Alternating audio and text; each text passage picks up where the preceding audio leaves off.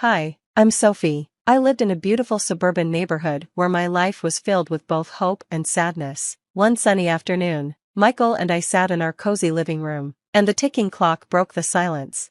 "Why don't we try another doctor, Sophie? There must be someone who can help," Michael said, sounding hopeful.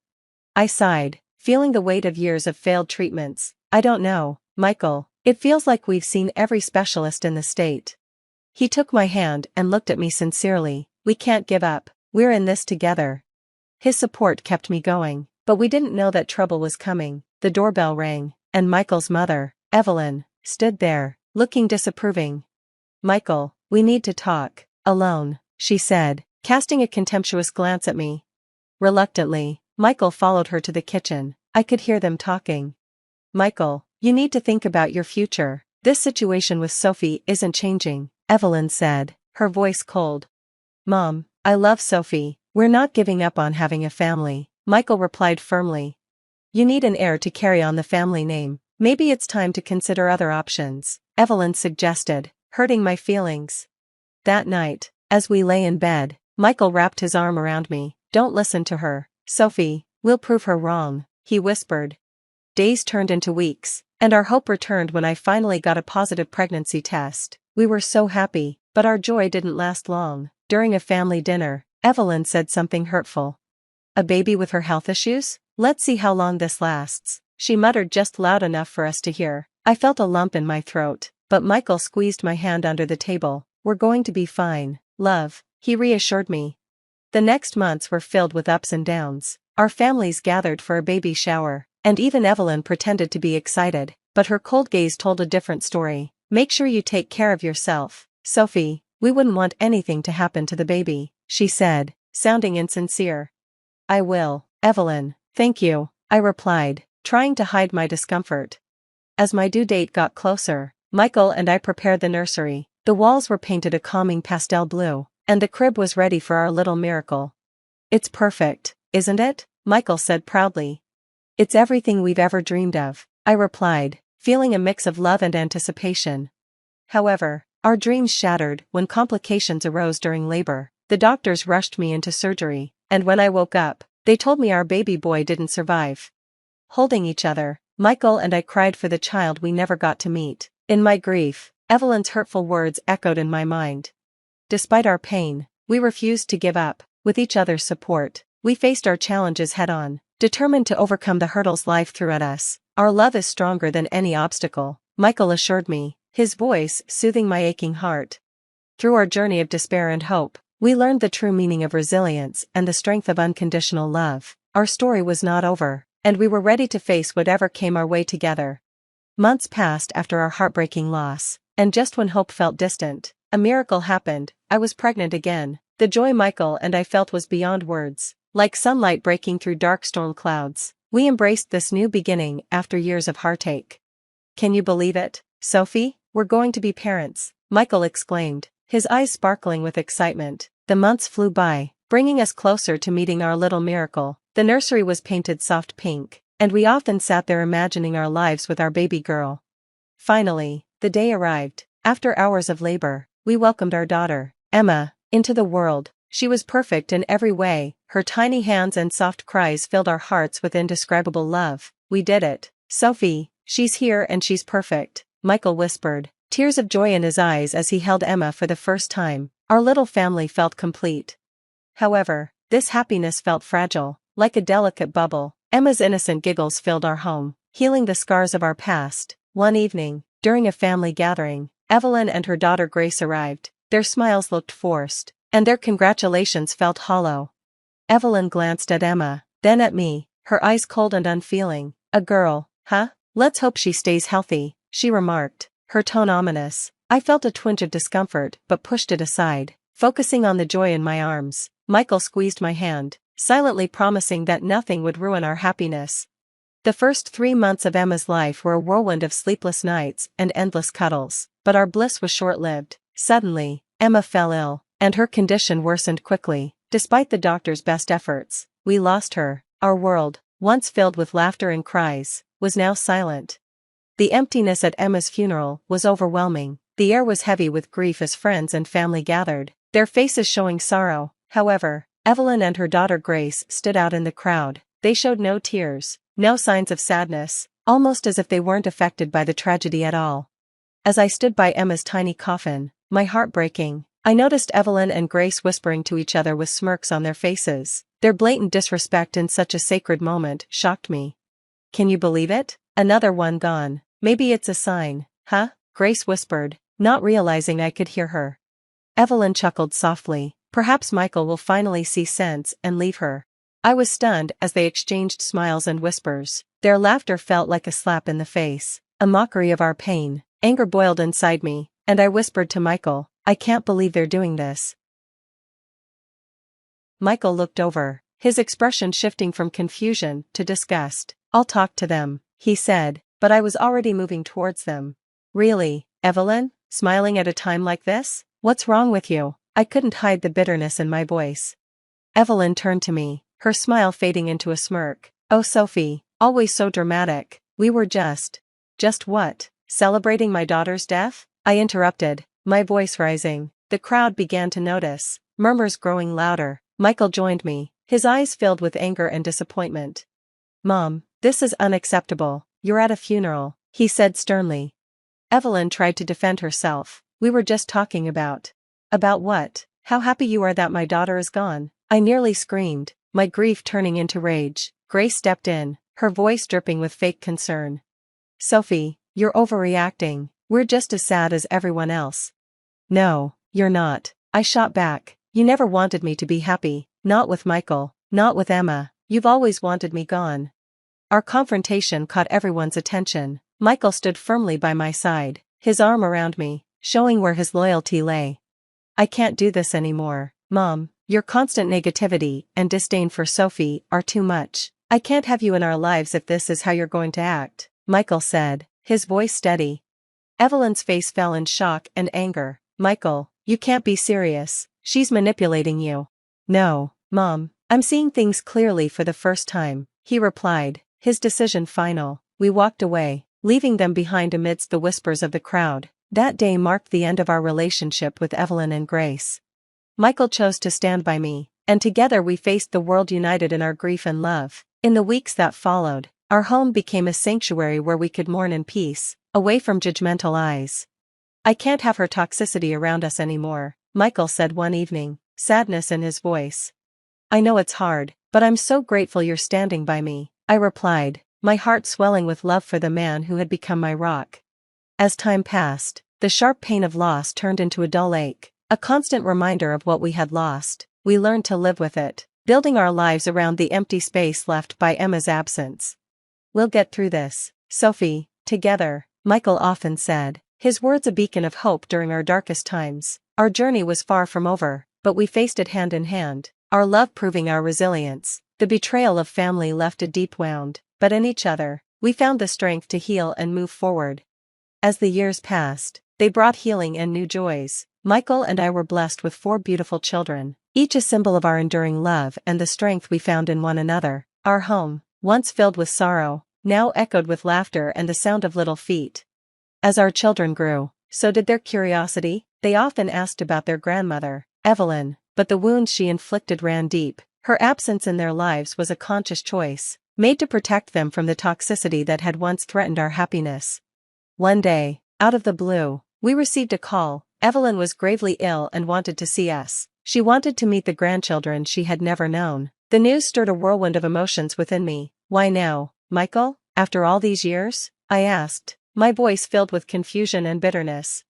"I don't know, Sophie, but she's still my mother. Maybe we should let her meet the kids, just once," Michael replied, torn between his family ties and the pain of the past. After much deliberation, I agreed, not for Evelyn, but for our children and perhaps for Michael to offer him some closure. On the day of the visit, I watched as Evelyn entered our home, frail and aged, a stark contrast to the woman who once used words as weapons. Our children greeted her politely, unaware of the heavy history hanging in the air. As Evelyn interacted with them, I noticed a flicker of regret in her eyes, but it felt too little, too late. The chasm between us was too wide, and the hurt ran too deep. After the children went to bed, Evelyn turned to me, her eyes weary. "Sophie, I know I've made mistakes. I'm sorry, truly sorry, Evelyn said, her words long overdue but failing to stir forgiveness in my heart. Evelyn, I appreciate your apology, but I can't forget what you did, how you made us feel when we needed support the most. I looked at Michael, who sat beside me, a silent source of strength. Mom, we've moved on. We've built a happy life without the negativity you brought into it, he added firmly. Evelyn nodded, a single tear trailing down her cheek. I understand. I just needed to say it and try to make things right before it's too late. As she left our home that night, I felt a sense of closure. The chapter of our lives tainted by her bitterness was finally coming to an end. I had moved on, and we had moved on. In the faces of our children, I saw a bright future, unburdened by the past. We did the right thing letting her see the kids, I said. Yes, we did, for them, and maybe a little for us too, Michael replied, and I felt a weight lift from my shoulders. Our story, marked by trials and tribulations, was also one of triumph and love. It reminded us that out of despair can come the greatest joys, and that, in the face of betrayal and hurt, the strength of the human spirit can prevail. The story of Sophie and her journey through heartache and triumph has come to an end, but it leaves us with a thought-provoking question. If you were in Sophie's place, would you have allowed Evelyn, the person who caused so much pain, to meet your children in her final days? Is compassion more important than past grievances, especially when someone is seeking forgiveness at the end of their life? Share your thoughts and experiences in the comments below. If you enjoyed this story, please don't forget to like the video and subscribe to the channel for more engaging content. Your support means a lot and helps us bring more stories like this to you. Remember, every like, comment, and subscription helps us grow and continue sharing these narratives. Thank you for watching, and we can't wait to read your insights in the comments. Tiffany's life was going smoothly until her beloved husband Michael passed away. Life lost its joy, and the vast wealth left behind by her husband only seemed to deepen her boredom and monotony. Her days played out in a boring rhythm. A breakfast of lactose-free milk, gym training, an hour of Pilates. By lunchtime it felt as though a week had passed, instead of just 5 to 6 hours. Tiffany seemed to be rushing through life, trying futilely to outrun her painful loss and the haunting memories. Tiffany, you can't keep living like this. It's been a year and a half. How long will you neglect your life? Over afternoon coffee, Tiffany's friend tried once more to convince the widow that life wasn't over, particularly at her age of 37. Heidi, stop pressing on the sore point. I exercise and go to the park almost every evening. What more do you want? I'm tired of your lectures. Tiffany didn't want to upset her friend, who had supported her all this time, but she was too drained to hold back, and her emotions spilled over. Heidi understood everything. She ignored the harsh words of her best friend, with whom she had been close since high school. Their friendship had been tested time and again, experiencing both highs and lows. Heidi was confident that they would weather this storm too, yet she couldn't ignore her friend's best years seemingly slipping away. Do you think sports and walks are the solution, Tiffany? You only leave the house to escape reminders of Michael. You're running from yourself, not living fully. And what options do I have? I don't have children or a husband now. Tiffany struggled with the concept of moving on. Overwhelmed by her circumstances, she wondered how to start afresh when so much had happened. You can still have kids. If things with Michael didn't work out after all these years, there must be a reason. Maybe fate intervened, preventing the birth of children in your family. Heidi's harsh words were deliberate, an attempt to jolt her friend's rationality. I've pondered over that myself, but if I had a child with Michael, I would have lived for him. I would have... Tiffany was cut off by a doorbell, her thoughts instantly scattered. Tiffany looked through the intercom, but she didn't recognize the person standing outside, so she asked, "Who's there?" "Is this Tiffany Jackson's place?" was the answer to her question. "Identify yourself before asking questions, young man." "Apologies, I'm Lee, a courier. I have a package for Tiffany Jackson," the courier said, feeling a bit awkward. Tiffany peered through the intercom once more, and indeed saw a large box. There was no longer any hesitation about whether to open the door. "Yes, I'm Tiffany Jackson," she confirmed as she opened the door. "Please sign here." The courier handed her a pen and a signature sheet. "And by the way, today is my first day on the job, so I forgot to introduce myself at the beginning. I hope that didn't inconvenience you. I promise to be more considerate from now on." "It's okay, Lee. It happens to everyone. Have a lovely day. Goodbye," replied Tiffany. She carried the package to the kitchen, where her friend was already eager to know more. "Well, what is it? Who's it from?" Heidi asked. "I don't know, Heidi," replied the surprised Tiffany, clueless about the mystery sender's identity. "Tiffany, let's hurry up and open the parcel. It's such a large box." Heidi encouraged the confused Tiffany. Finally, the box was opened. Both friends gasped as they saw the children's items inside. "This is ridiculous. Why would I need baby clothes? Maybe there's been a mix-up. We need to catch up with the courier and ask." Tiffany rushed towards the door, but stopped when she heard her friend shout, "Tiffany, there's a letter. It says it's for you. Let's read it quickly or the suspense will drive us mad." Tiffany hesitantly began to open the envelope, a sense of dread washing over her. She had an intuitive feeling that it held nothing but bad news. Time seemed to stand still as her eyes scanned the words. "Hello, Tiffany. This is Deanna. You probably don't know me. Michael wanted to tell you about our family, but feared it would hurt you. His love for you faded long ago, but his respect for you as a person remained. His life with you caused me pain throughout the years, as it did to our son. Yes, Tom is Michael's and my son.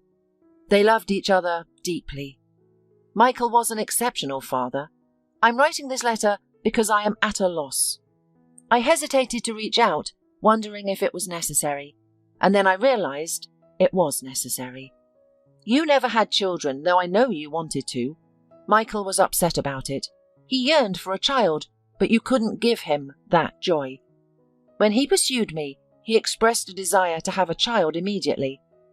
My love for him was instantaneous, so it didn't take long for us to act. Michael was wealthy and successful. Who would refuse to bear the child of such a man? I'm writing to you for a different reason, though. Michael left a substantial amount of money for Tom and me after his death. However, it proved to be less than it seemed. I am young and beautiful, and I have daily expenses for skin and body care, healthy food and trendy clothes. The money just seemed to evaporate. I'm sure you, as his legal wife, inherited much more. Please share some of it with us, without resorting to legal battles. After all, Tom is Michael's son, and you should be concerned about his future. If you're unwilling to settle this amicably, we may need to take more drastic measures. But why waste money and time on lawyers? I hope you understand my position and won't refuse my modest request to assist my son and me. Is this a joke? Heidi was in such shock at what she had heard that she couldn't bring herself to believe what was happening. Heidi, pour me something stronger. Tiffany, taken aback by the news, managed to request from her best friend. Heidi rinsed 2 glasses and filled them with a fitting sedative for the situation.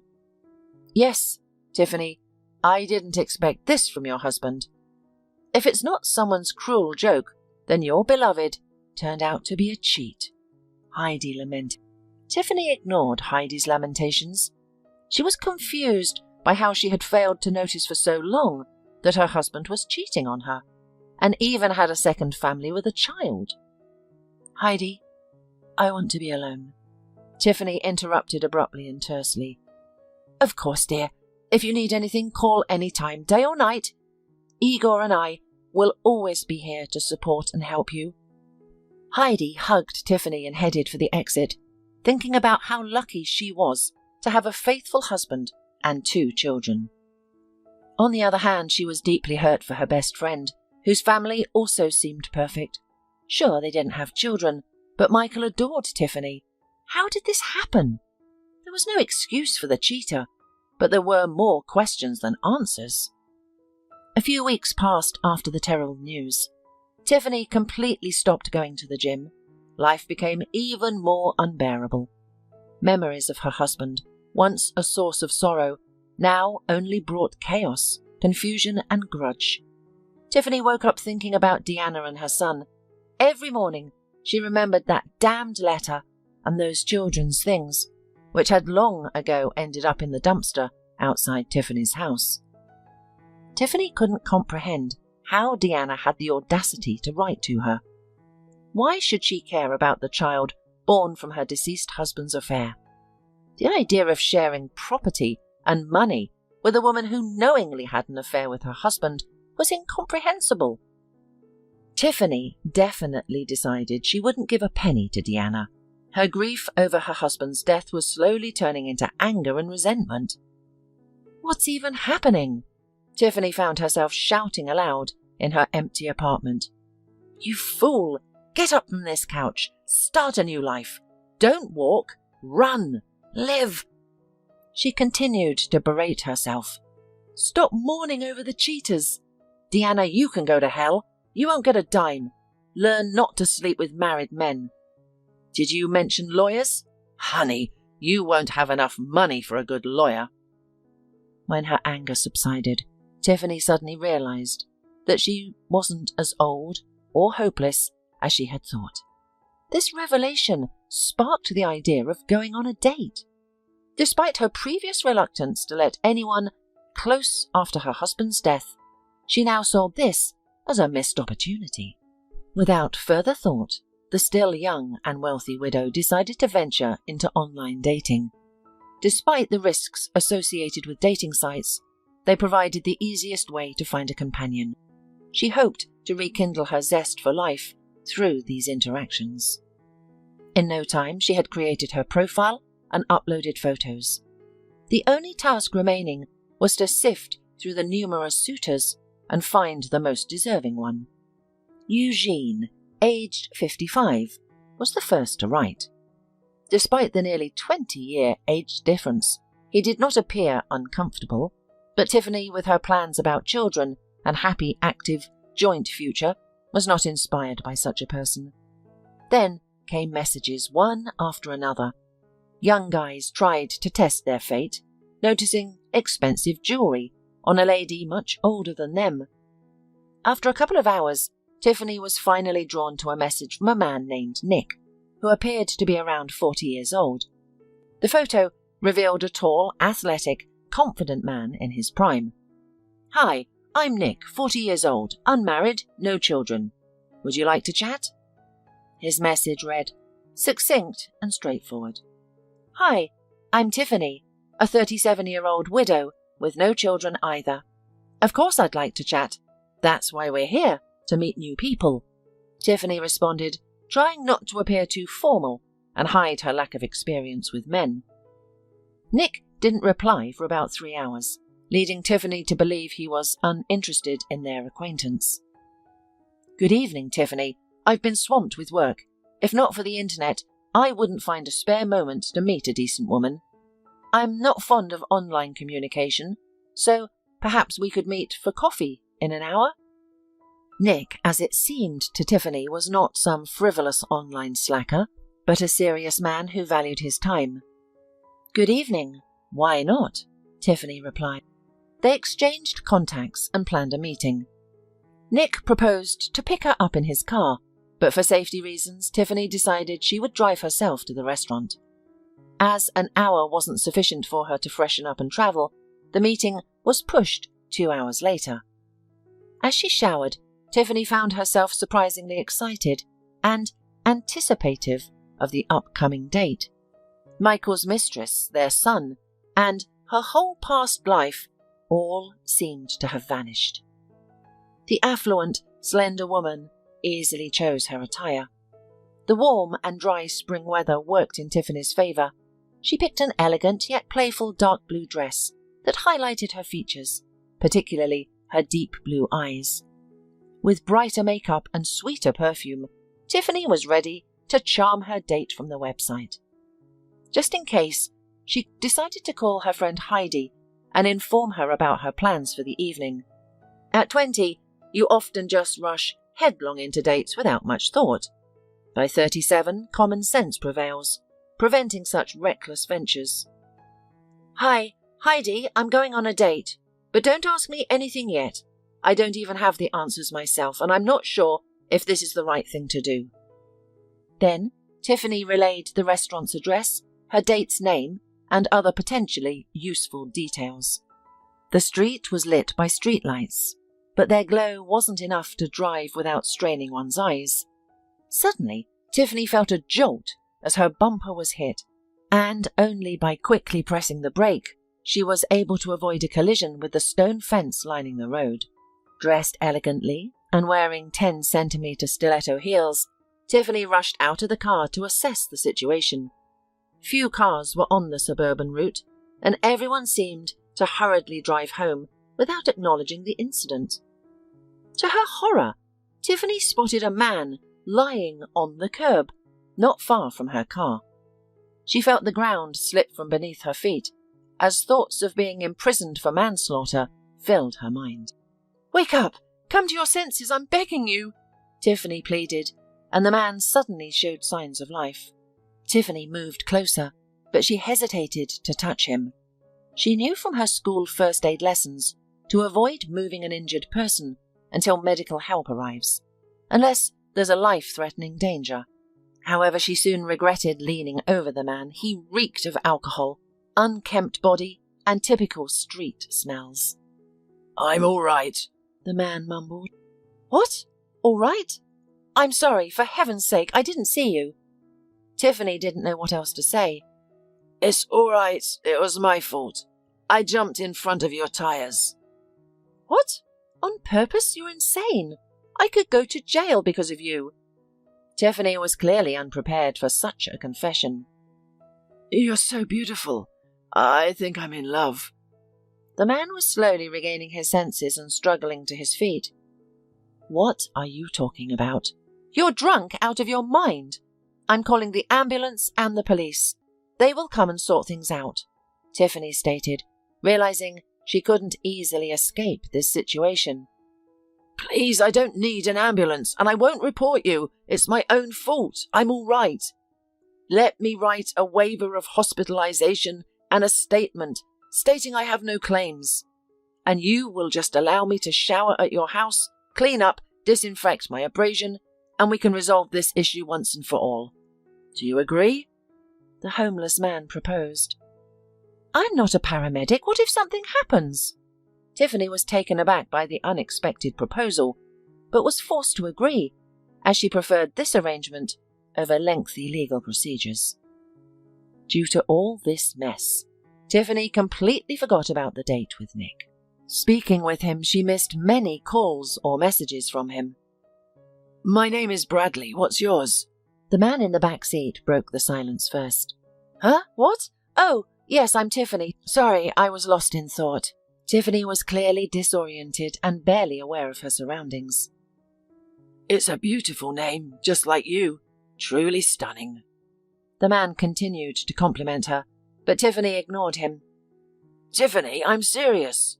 When I opened my eyes and saw you in that gorgeous dress, so fabulous, I wanted to live. I think your beauty pulled me back from the other side." "Thank you, but I'm really not in the mood for compliments right now," Tiffany replied, her thoughts elsewhere. "Okay, I get it. I'll be quiet then." The rest of the journey was quiet, and they soon arrived at their destination. "Come in, Bradley. I suggest you take a shower first, then I'll set the table for a late dinner," Tiffany said, unsure of how to politely but quickly direct her unexpected and poorly scented guest towards the shower. "Yes, I agree. Can I have a towel?" "Just a second." Tiffany left the hall and returned not only with a towel but also a bathrobe. "I don't think it'll fit me. I'm taller and bigger than you." Bradley smiled. "Well, at least try it on. Your clothes, I'm afraid I'll have to throw them away. By the way, the robe belonged to my husband. He wasn't as tall as you, but it's better than nothing. I'll also grab some clothes for you from his closet. There must be something left." Tiffany tried to keep her composure despite the discomforting thought of a dirty and smelly man in her pristine, expensive bathroom. "And why isn't he here? Did he leave such a gorgeous woman? What an idiot!" Bradley called out from the bathroom. Tiffany retreated to the kitchen, sank onto the chair, wrapped her arms around her head, and surrendered to despair. Why is all this happening? Why me? Did I really deserve such a fate? My husband cheated, then died, and now there's a homeless man in my apartment. Life is just spiraling downwards. It can't get any worse. The sound of water subsided, and Tiffany realized that now she would have to somehow find common ground with a stranger before he left. She heard footsteps leading into the kitchen. "Do you prefer meat, or—" she started, but lost her words. The widow, who had not seen a man's body in quite some time, was stunned by the sight of the half-naked man standing in the doorway of her kitchen. Her heart pounded wildly, and her temperature soared. There was no trace of that street-scented homeless man. "Meat or what?" The man continued her incomplete sentence. "I eat anything, so no need for any special dishes. Sandwiches will do. But could you first tend to my abrasions?" "I need to take you to a doctor. This is serious." Tiffany snapped out of her momentary daze, realizing the severity of Bradley's injuries. "No, I've been in more dangerous situations before. It will heal quickly enough, like a dog does. You saved my life today. If it weren't for you, I'd be gone. Fate has decided to give me another chance," Bradley stated firmly. "Sit here on the chair. I've prepared the first aid kit. Let's see what we can do," Tiffany suggested, pulling her robe down to reveal a muscular physique that even her ex-husband couldn't match. "The wound is very deep. What if it's more serious than it looks? The doctor should—" "Don't worry so much," Bradley interrupted. "Just bandage it up, and that's all." "Okay. Can I ask you something?" Tiffany asked, her curiosity overriding her anxiety. "About what? How did I end up like this? Why did I smell like a garbage dump mixed with sewage? Is that what you're wondering?" Bradley laughed. "You're the one who said it. I would have asked more politely. So what happened?" "You don't need to know that. You saved me, cleaned me up. Thank you." Bradley made it clear that it was best to leave the topic alone. The evening was shaping up to be long and awkward. Tiffany found it difficult to make sense of the situation. A handsome, confident man who was homeless. It didn't add up. People do lose their homes and businesses, ending up in dire straits, but it is rare that a person so dramatically, morally, and physically sink. It is necessary to despair to the point of no return. It was possible to guess for a long time. The truth, anyway, could not be found out, because the guest was clearly not desiring an open conversation. "Tiffany, what happened to your husband?" Bradley asked. "He is dead," the woman replied succinctly, which took Bradley surprised. He didn't ask any further. "Do you live alone? You've got a fancy car, a high-end apartment, designer clothes from your husband. Did you inherit all this?" Bradley continued to probe, trying to understand his rescuer better. "Are you suggesting that I'm a kept woman? No, that's not it.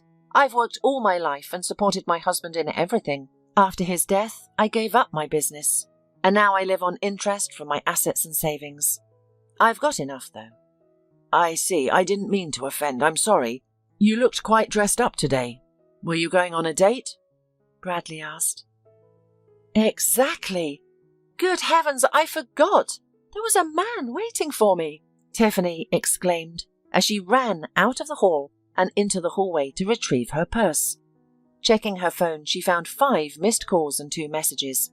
She immediately dialed Nick to explain her absence. "Hi, Nick, I've been in an accident. I apologize. It's been quite a mess." "Have you been waiting long?" She started the conversation emotionally. "Not to worry. How are you? I was concerned. Are you hurt?" Nick asked, clearly worried. "No, I hit a man, but he's okay now." "You hit a man?" Tiffany, this is serious. I have connections. Do you want me to call and help sort everything out? Nick offered, showing his responsible and caring nature. No, Nick. Thank you, but everything's been resolved. I'm really sorry. I hope we can still meet next time and get to know each other better. The two said their warm goodbyes. Tiffany was impressed with Nick. They hadn't met yet, but she already felt that he was someone special. Her thoughts were interrupted by Bradley. Tiffany, I tried on the tracksuit you found for me. It's a bit tight, but it's better than what I was wearing. I'm glad it fits you, she replied. Then I'll go. Thank you for returning me to life. I met you and reassessed my values. You're an incredible woman, Bradley said affectionately, moving a little closer to the woman. Where are you going to go at this hour? I can't kick you out after the accident. Rest for the night. We'll figure things out tomorrow. Tiffany was hesitant to let Bradley leave. He didn't have a phone or any other means of communication. What if his condition worsened? However, these thoughts were tangled with other absurd ones. The lonely woman, yearning for male companionship, desired to feel the masculine presence in her empty apartment for as long as possible, especially since the guest was quite attractive, which was slowly making her lose her sense of reason. Can a random man really make my heart race? Tiffany pondered, caught in a limbo between reality and illusory feelings. Are you serious? I didn't expect such an offer. I'll be bold and accept it without any regrets, Bradley replied. A few hours passed, and the unusual couple, a homeless man and a rich lady, had already discussed many topics, some of which were quite personal and even inappropriate at times. Tiffany, it's so easy to converse with you. It feels like my wounds have healed, and I found a new purpose in life, the man said as he tucked the blanket into the duvet cover without interrupting their conversation. Thank you. I feel a bit calmer too, Tiffany lied. She found it difficult to stay calm next to a man with such an appealing physique. Why didn't we meet sooner? I would have married you without a second thought, Bradley exclaimed. Don't be silly. Do you think you could make me favour you? She retorted. Yes, I do. I might be a bum now, but... Bradley didn't finish his sentence. Tiffany didn't pry. She understood that he was withholding something. Well, it's late, and better to go to bed. Today was a long day. Tomorrow I'll either buy you some clothes or we can order some online together. They should be delivered within a day. Tiffany bid her guest good night and retreated to her bedroom. Sleep eluded her as the day's events whirled in her mind, making it feel as though the world had turned upside down. Suddenly, Tiffany heard the door to her room opened and felt a man's hand on her arm. She realized she had wanted this. After a passionate night, sleep claimed her. It was a peaceful sleep, as if she was in the arms of the King of Dreams, not just an ordinary man named Bradley. Tiffany awoke late in the morning, feeling disconnected and weak. As the events of the previous night flooded back, she lost all desire to stay in bed. Disturbed by her thoughts and the realization of waking up alone, she sprang up. Bradley was nowhere to be found. Panic gripped the bewildered widow as she searched the apartment for her unusual guest. Whether fortunately or unfortunately, he was not there. Suddenly, she noticed the mess. It looked as though every cupboard had been searched, her wardrobe rummaged through, and most importantly, her jewellery box was empty. Oh my, what have I done? Who did I let in the house? Tiffany exclaimed, with a mixture of fear and disbelief. Overwhelmed with shame, the idea of calling the police seemed ludicrous. She had invited a homeless man into her house, and worse, she had shared a bed with him. Tiffany wished the ground would swallow her up. Even her late husband's betrayal paled in comparison to this. After thinking for a while, she decided to do nothing. The safe containing her money remained unopened. meaning her bank cards and large sums of money were intact. The only damage was to her pride and ego. The incessant vibration of her phone interrupted her thoughts. Hesitantly, she decided to answer the call. "Tiffany, wake up. I've been dying to know how your date went. How was Nick?" Heidi's impatience was palpable.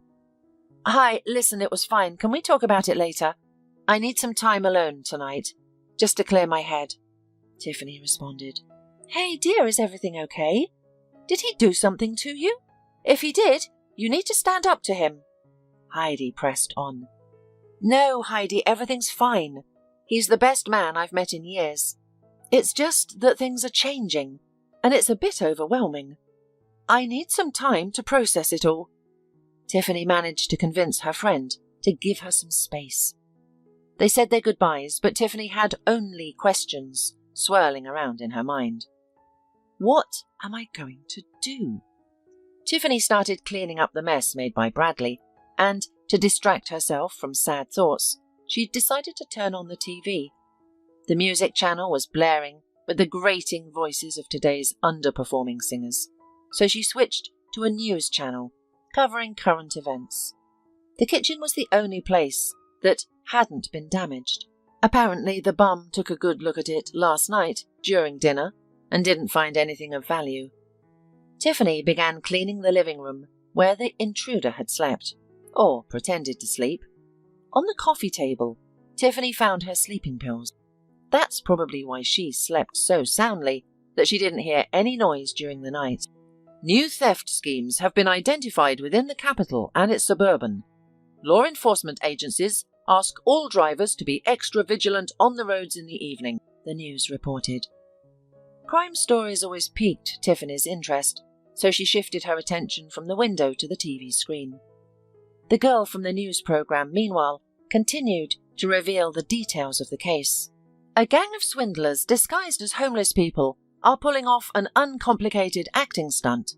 A man dressed up in a homeless person's outfit throws a bag of rubble under the wheels of an approaching car in the semi-darkness. Everything happens so quickly that the driver doesn't have time to see the object ramming the bumper on impact. The dazed driver stops the car, and then the real spectacle begins. The swindler lies down on the roadside and pretends to be dying. In the second scheme, the swindler convinces that he wanted to end his life. In all cases, they ask not to call the police and ambulance. Tiffany stood listening to the news, and her legs were treacherously shaking. She didn't want to believe what she was hearing. It was as if the news anchor were revealing all the secrets of last night at Tiffany's house. The next point on their agenda is asking for shelter for a few hours to clean up, treat their wounds, and rob their victims. Stay alert and make sure to call the police and an ambulance if you're involved in an accident. Those who can assist in the investigation are urged to provide all available information to law enforcement. More on this later in the news. Tiffany Jackson, a former businesswoman, fell for such a cheap trick. She was disgusted with herself, but the wounds on the swindler's body were real. Could this scum be so well prepared? Tiffany found herself not only recalling Bradley's words, but also his sculpted body, which she had admired for half the night, not suspecting such a cruel setup. Suddenly there was a call on the intercom. Tiffany looked at the screen and saw the courier who had delivered some not-so-good news a few weeks ago. "Hello, Lee, right?" Tiffany asked as she opened the door. "Good afternoon. Remember me? Nice to meet you. There's another package for you. Please sign here." Lee glowed because he liked this woman very much after the first meeting, although she was older than him. "One more bad news. I wish those packages get lost along the way. I wouldn't mind," Tiffany smirked, recognizing the sender. "I'm sorry," Lee said, not understanding the situation and feeling a bit embarrassed. "You're such a humble little guy, always so sweetly embarrassed. Okay, thanks for the delivery. Have a wonderful day," Tiffany said, bidding the courier goodbye. She was in no rush to open the package. She wasn't concerned about her husband's affairs today. However, a couple of hours later, she regretted not opening it sooner. Tiffany spotted a large cockroach on the hallway wall. Fear swept over her. There weren't just one, but several cockroaches scattered around the apartment. Tiffany looked at the package from Deanna and was horrified. Cockroaches were crawling out of it, as if it held 100 of them. What nerve! I'll show her. Tiffany was livid. Around 30 minutes later, the pest control service arrived, and they swiftly eliminated all insects from the apartment. The furious woman decided not to wait any longer, but to confront her adversary immediately. She dialed her family lawyer and requested a meeting that day. A few hours later, Tiffany found herself in the office of a highly skilled specialist. You knew about her? Seriously? Tiffany was speechless. Yes, Mrs. Jackson, but you have no cause for concern. Frankly, I have my suspicions that this is not his son, the lawyer said, clearly hiding something. But Tiffany needed to uncover the whole truth. Not his son? What makes you think that? If you have any crucial information, please share it with me. Deanna started threatening me and even sent insects to my house. I don't take her seriously, but she does make my life difficult occasionally. I want to get rid of her once and for all, Tiffany expressed, determined not to leave the office without answers. Threatening? That's a different conversation. I think she's a simple con artist who conned your husband out of his money. Now that he's dead, she's trying to extort money from you, right? And about the child, my assistant have seen Deanna with a young man her age several times. The child looks exactly like him. I'm convinced she was already pregnant when she met your husband. Maybe their meeting was a setup too. Deanna played on your husband's weakness, i.e. the lack of children. The lawyer passed off assumptions as facts, giving Tiffany no reason to doubt him.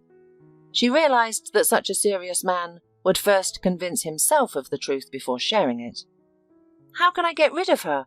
Legally, of course. I certainly don't need any more problems right now, Tiffany asked. I suggest you meet with her and talk. Also, here's an envelope with the DNA test results. Michael Ivanovich, upon my request, decided to verify whether the child was his. He resisted initially, but I was persistent. Unfortunately, he didn't live to see the result. You can open the envelope. It gives you another reason not to share your late husband's wealth. You are indeed my saviour. I'm so glad we have you. Your instincts are excellent, and your experience is immense. I can't thank you enough. Tiffany, not knowing how else to express her gratitude to the lawyer, promised him a generous cash bonus if things went smooth. Tiffany got the phone number of her husband's mistress from the lawyer. She immediately messaged her, stating she was waiting for her at the agreed location. 3 days later, Deanna agreed to meet. This resolved one of Tiffany's concerns. She was confident about the outcome of the case because the result in the envelope was positive. But only for Tiffany. Energized by her small success, the widow returned home and completed her cleaning tasks. She decided to forget Bradley. Whether he was a beggar or a con artist didn't matter because life goes on, and it was time to introduce some brighter colours into her life. Hi, Nick. I've been a bit swamped lately. Are we still on for our meeting? Tiffany sent a casual message to Nick. Hi. Yes, I'd love to meet, but I can't today. Can we meet tomorrow during lunchtime at my office? Nick, without any hint of the grudges that often plagues men of his age, suggested a convenient first meeting. Yes. He wouldn't see her in her stunning evening dress and makeup, and her elegant stilettos that would be replaced by modest casual shoes, but the important thing was that they were finally going to meet. Tiffany spent the rest of the day alone, scrolling aimlessly through social media posts. The day of the meeting with Nick arrived. Tiffany dressed elegantly for their lunch date and set off to meet her online interest. Driving up to the meeting place, Tiffany saw that Nick was already waiting for her, holding an incredibly beautiful basket of flowers. Tiffany, hello. You look very elegant. These are for you, the charming man said, handing her the basket of flowers. He then began to inspect her car, assessing the damage from the accident. "Nick, thank you. It's my pleasure," Tiffany responded, feeling elated. The man was even more attractive than in his photos. "Tiffany, let me help with the repair. I know someone nearby who can fix your car up in a couple of days," Nick offered. Tiffany was unsure how to react, unused to having a man's assistance. "There's no need. I'll handle it myself. I just haven't had the time or inclination to arrange the repair," she replied. "Don't worry about it. Let's have lunch now, and afterward, I'll take care of everything," Nick assured her. The date was a success. Tiffany was captivating, and Nick was entirely smitten by her charm. After lunch, as promised, Nick helped with the car repairs, covered all the bills, and ordered a cab for Tiffany. Despite his tight schedule, he offered to be her driver, promising to find time for her. 5 days later, Tiffany called her friend Heidi and invited her to dinner. It was time to share everything that had happened to her, but at the time for the meeting, Tiffany felt unwell. "Hi, Tiffany, are you feeling okay?" Heidi asked, concerned. "Oh, it's just a stomachache. Maybe I overate at breakfast," said Tiffany, and began to recount everything, starting from the accident. "Girlfriend, what were you thinking? You brought a swindler into your house and spent the night with him? You're acting like a fool. A year and a half after her husband's death, she's been turning down suitors, and now she's with a homeless man," Heidi scolded her friend, unable to comprehend why her beloved Tiffany had taken such actions. "Believe it or not, you would have done the same in my shoes. He was so charming and confident. I helped him, cleaned him up. It's unbelievable. How could he have lied so blatantly to my face?" Tiffany tried to justify her actions, but even to her, her words sounded absurd and outlandish. "Well, my friend, you've lost your mind. You haven't even reported him to the police for the thefts. Why don't we go and do it now?" "I don't want to report it. I'm ashamed of myself. A woman in her almost 40s, bringing a homeless man into her house. Nope, I won't humiliate myself like that." Tiffany rejected all pleas to report the incident. "I realize it does sound absurd, but even the news has reported on this gang, as you say. Maybe I should have testified." The friends argued for a few more minutes when suddenly Tiffany felt so unwell that her face turned green. "Gosh, Tiffany, what on earth did you eat on that makes you so nauseous?" Heidi voiced her concern for her friend. "I didn't eat anything unusual. I must have been nervous. They say that all illnesses start from nerves." "That's right. You've had a lot on your plate these last couple of weeks." The friends discussed many aspects of Tiffany's life, both important and trivial. By nightfall, she was alone. She didn't want to sleep, and besides, Nick began to flood her with messages, and then called. "Tiffany, I like you very much. I think about you all these days. My colleagues saw you at the lunch that day. They all encouraged me not to miss the chance with such a beauty. I'm sure I made the right choice." Nick had clearly fallen in love. At his age, pretending to be an innocent young man and remaining silent about his feelings seemed silly for him. "I'm very flattered by your words, Nick. I'm fond of you too. You make me feel like a truly delicate woman," Tiffany responded, not wanting to mince words. She had already encountered plenty of insinuation and surprises in her life. "Then why not move in with me?" Nick proposed, surprising her. "So soon? I'm sorry, but I'm not ready yet. Give me some time. Let's meet more often and see how it goes," Tiffany suggested. This dampened Nick's spirits somewhat, but his determination to win over Tiffany remained. He agreed to her terms. "Tiffany, feel free to call or write to me at any time. I'll gladly help you in any way I can, I promise," Nick assured her. They said their goodbyes. Everything seemed fine with Nick, but Tiffany couldn't stop thinking about Bradley. Nick was perfect in every way, but Bradley had wormed his way into her heart, and as it turned out, had no intention of leaving. 3 days later, Tiffany went to meet her late husband's mistress. Let's not mince words, Deanna. What you did with your manipulations was despicable. I'll chalk it up to your immaturity.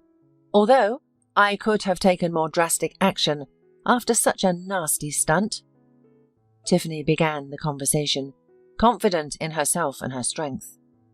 Glad you liked the surprise. Did you bring the money? Give it to me, quickly. I'm running late for the beauty parlour. Deanna, sensing her winning position, was not expecting any surprises. I brought it. Here, take a look. Tiffany handed her an envelope. What's this? Open it. See for yourself. Tiffany was tempted to make a few jabs about Deanna's intelligence, but chose to spare her the embarrassment. A DNA analysis? 0% kinship? This has to be fake. Deanna was livid when she saw the shocking document. It's completely authentic. Michael took the DNA test. Look at the date. Sadly, he died without knowing that he had no biological offspring. Maybe it's better that way. At least in heaven he'll be content knowing he left behind a legacy. Tiffany paused, then continued assertively, And you're a fraud. Forget about my family's money and my home address.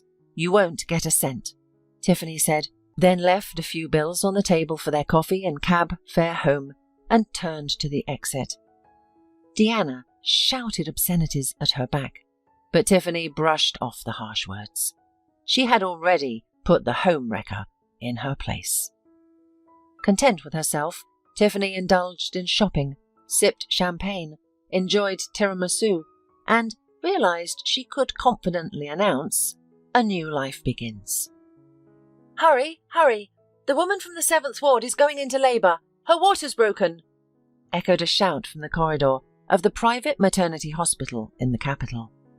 In the operating room, the face of a joyful Tiffany was clearly visible.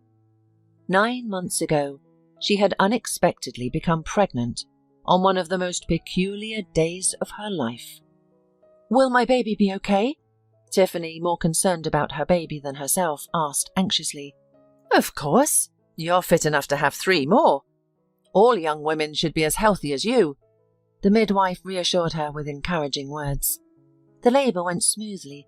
Heidi, along with her husband and children, greeted Tiffany as she left the maternity hospital. They showered her with gifts and promised to help with the newborn. Unexpected happiness has come to you, my dear. It's no wonder. Heidi was certain that the arrival of the child would bring special meaning to her friend's life. And I'm glad that the time of worrying over the unexpected pregnancy has passed. Heidi, I was foolish. I was scared of raising a child alone, but then I collected myself and realized that with my abilities, I'll raise the most educated and successful young man. You'll see.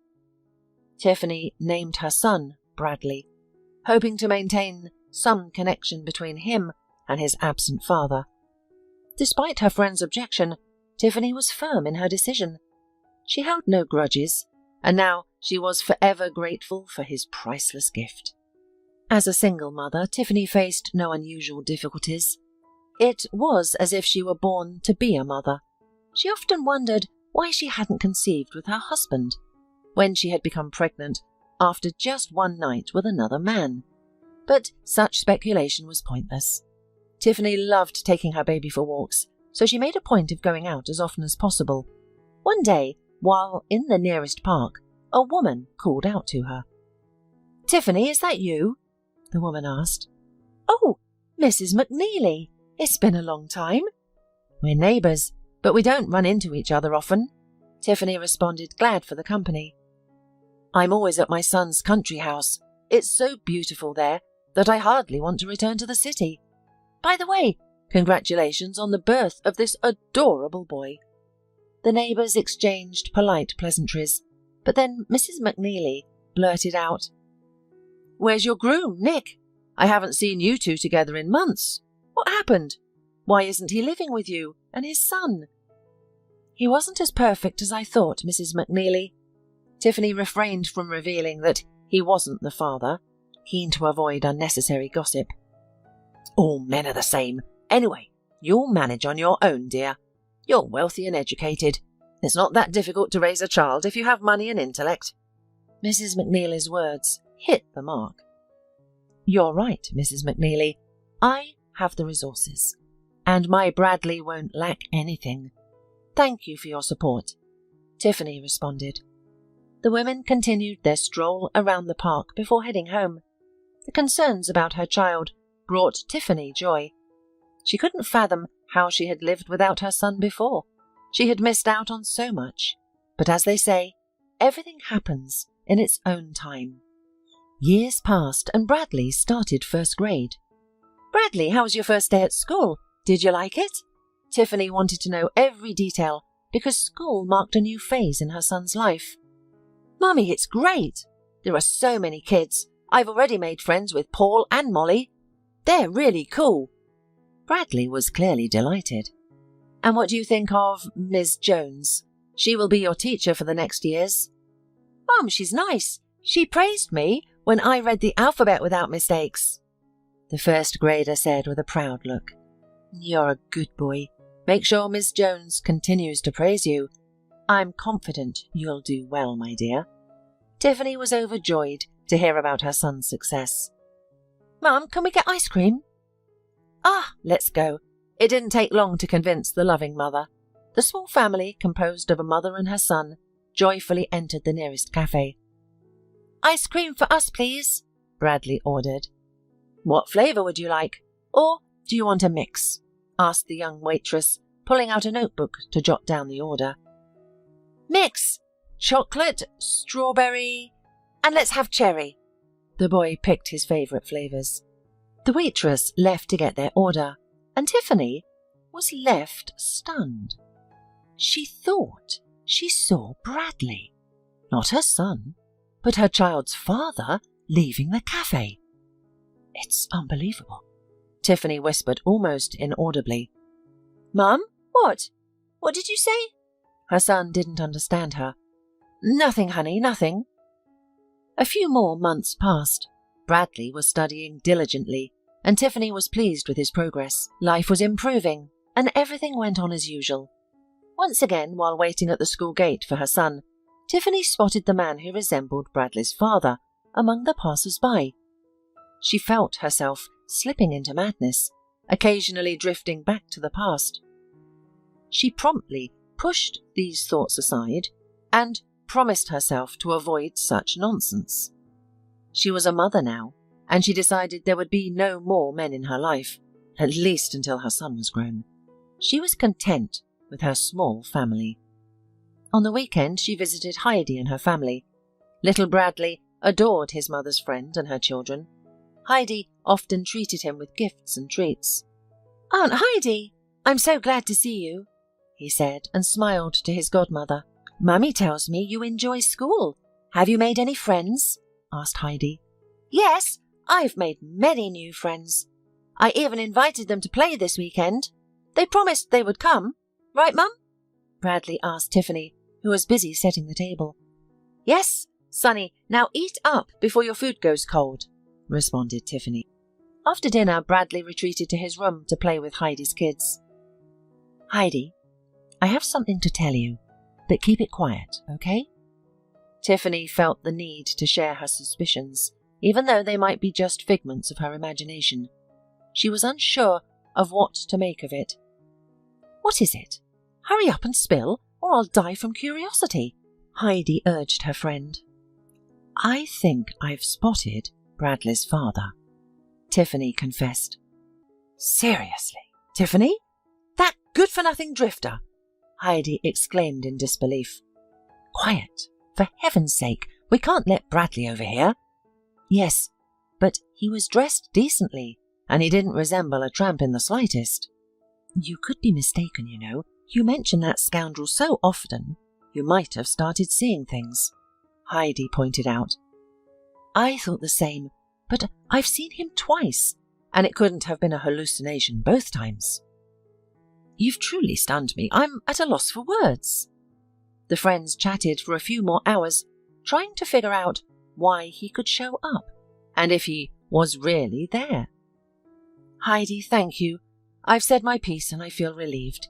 I'm going to treat it as a figment of my imagination," Tiffany said at the end of the evening. "Absolutely, friend. There's no need to dwell on the past, especially with men like your dear con artist. There are plenty of them." That day, Tiffany went to bed later than usual. She confessed to herself that she would love to see and talk to her son's father again. She had cherished their one night together all these years. Yes, he turned out to be a liar and a thug, but what can one do about the heart's desires? Tiffany fell asleep, but even in her dreams, she couldn't escape the image of the man who had captivated her. The next morning, Tiffany took Bradley to school and went to the supermarket. "Tiffany?" A man approached the woman closely as she selected fresh bread and her son's favourite rolls. Her heart froze, then pounded fiercely, then froze again. This cycle continued until heavy male hands spun her around. Tiffany stood frozen, locking eyes with Bradley, the man who had stolen her heart years ago. He seemed unchanged, still the handsome, confident man she remembered. "Tiffany, what's wrong? Don't be scared, it's me." Bradley tried to calm her. "You," she managed to stammer. "Yes, Tiffany, it's me. I know I've behaved terribly, but—" He didn't get to finish. Tiffany dropped her groceries and bolted out of the store. "Tiffany, wait, don't be foolish," he called after her, but she was already in her car, pushing the accelerator to the floor, fleeing from Bradley, or perhaps from herself. After driving several kilometers, she had to pull over. She was struggling to breathe and felt so ill that she was dizzy. "God, it was him! I'm not crazy!" Tiffany screamed in desperation. She couldn't understand why she had run away from him. She had replayed their meeting in her head countless times. She had wanted this meeting, had dreamed of it. "You're blocking the exit," a voice called from the partially opened car window. "What? I'm sorry," Tiffany responded, confused. "You're blocking the exit. Move," the stranger repeated. "Oh, sure, sorry," Tiffany said as she attempted to maneuver her car. In doing so, she accidentally scraped her bumper against the door of the man who had so ardently requested her to move. "Oh, come on. Where are your eyes?" the angry driver exclaimed, exiting his car. Tiffany had no choice but to get out of her car as well. "Are you out of your mind? Parking in an unauthorized place, and you can't even drive," the man accused. Tiffany looked at her accuser, unable to figure out where she had seen him before. He seemed eerily familiar. "Can you hear me? Wait, your face looks familiar," the driver exclaimed in surprise. "Mrs. Jackson, is that really you? It's been so many years. I'm Lee, the courier. Do you remember me?" "Lee? Yes, I do remember you. You've grown so much. Very mature," Tiffany said, shocked. 2 unexpected encounters in one day. She didn't know whether to feel happy or upset. "And you're still young and beautiful. I was so in love with you back then. I used to wait for your parcels, but they stopped coming. I was too shy to visit. Such a naive fool," Lee said, laughing. "Really? I'm at least 15 years older than you. Don't be silly," Tiffany said, embarrassed by his confession. "Mrs. Jackson." "Tiffany, just Tiffany. You're no longer a courier, I see, and you've grown up. We can drop the formalities," she interrupted. "Tiffany, I'm sorry. Why don't we go and have a cup of tea?" Lee suggested suddenly. "Okay. I need to unwind more than ever." Tiffany accepted his offer. It felt like a lifeline to her at the moment. The long-time acquaintances spent a pleasant time together, forgetting the minor traffic accident. They exchanged phone numbers and parted ways, each with a warm feeling in their hearts. Later, Tiffany picked up Bradley from school. His new drawings lifted her spirits. She thought her son was really talented, but his father, she knew almost nothing about him. "Mum, why are you sad today?" Bradley seemed to notice her emotions. "I just missed you while you were at school, baby." "Let's go to the supermarket," she replied. Tiffany and Bradley spent an hour at the store. After returning home, she cooked a delicious dinner, and they watched cartoons together. "Mum, you said Dad went far away. Will he be coming back?" "He has to come back, doesn't he?" Bradley's sudden questions felt like a bucket of cold water to Tiffany. Bradley, he's not coming back. He has a lot of work and can't leave it to just come home. Now, let's watch your cartoon." "See that cool superhero? Would you like us to buy you a costume like that?" Tiffany tried to change the subject, but her son persisted. "Mum, why? Paul's dad is home every day. He even picks him up from school. Can't my dad work somewhere close to home? Why does he have to go so far away?" "My darling, you see, life isn't always that simple." Just then, there was a doorbell. "Bradley, watch your cartoon. I'll open the door and be right back. Then you can tell me who else the superhero saved," said Mum, giving her son a task and hurrying to the hallway. The woman opened the door. Taken aback, in the doorway stood Bradley, her child's father, holding a large bouquet. "Hello again, Tiffany," said the man, dropping to his knees. "God, get up! What are you doing? What do you want?" Tiffany panicked, worried her son might hear the unfamiliar voice and be scared. "Forgive me. Forgive this fool. I'll do everything for you. I've thought of you every minute. Tiffany, I'm sorry." The woman wanted to tell him everything she thought about him, but she was worried that the neighbours might witness the unfolding drama. "Come inside. We don't need the neighbours to start gossiping," she insisted, barely managing to stay upright. The man who had been the cause of her heartache for nearly 8 years was now in her apartment again. She led him quietly to the kitchen, trying not to distract little Bradley. "What do you want from me?" Tiffany tried to hide her trembling lips, but Bradley noticed every emotion that crossed her face. "Please listen. Back then, I lost my business. My wife left me, and I fell into bad company. Yes, I cheated you, set you up and stole from you. I admit it all. I'm ready to go to the police and turn myself in. If you want to file a report against me, go ahead. I deserve it." "Bradley, all of that is in the past. I've moved on. I'm not the same person I was. Please, leave." "No, Tiffany, I can't live without you. Every year without you was pure agony. I fell in love with you back then, but after what I did, I couldn't bear to look you in the eyes." "You could do. You had the audacity to cheat and steal, yet you lacked the decency to repent. I've already forgotten and forgiven you. That's all." Tiffany summed it up, although she didn't believe her own words. "I beg your pardon. I'll return every cent I stole. Honey, I want to take you with me. I have a large house, a prestigious job.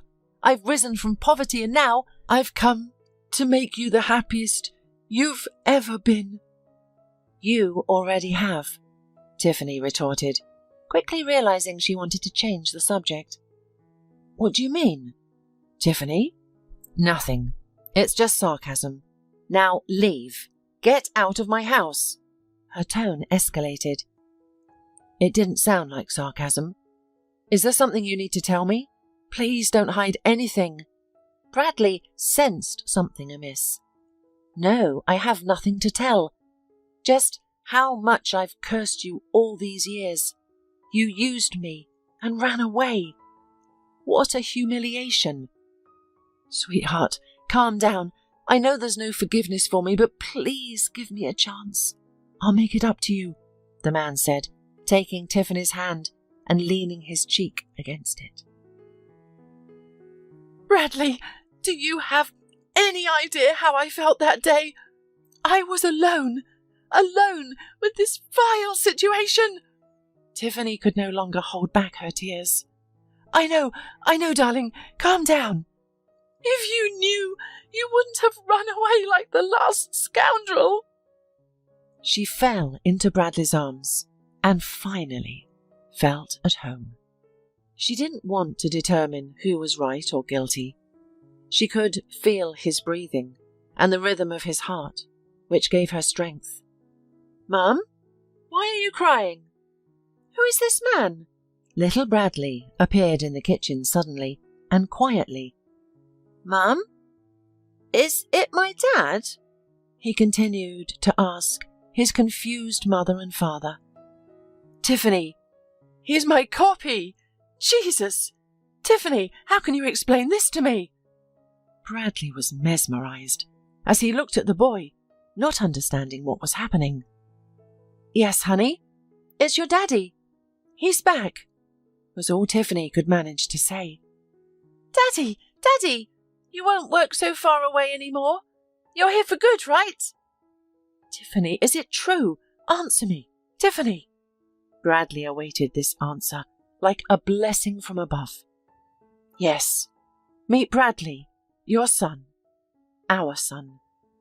"Dad, let's go watch cartoons. There's a superhero. You're my superhero too, right? You're going to protect Mummy now. Let's go, Dad." Bradley grabbed the hand of both his dad and Mum. After all these years, the whole family was together. Tiffany looked at her son and his father, feeling truly happy. She would have managed raising a child alone, but having a father for her son made a world of difference.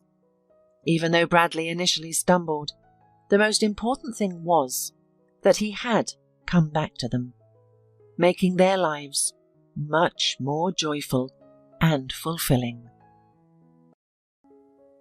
A newlywed couple, Eleanor and Darren, were sitting on their apartment balcony.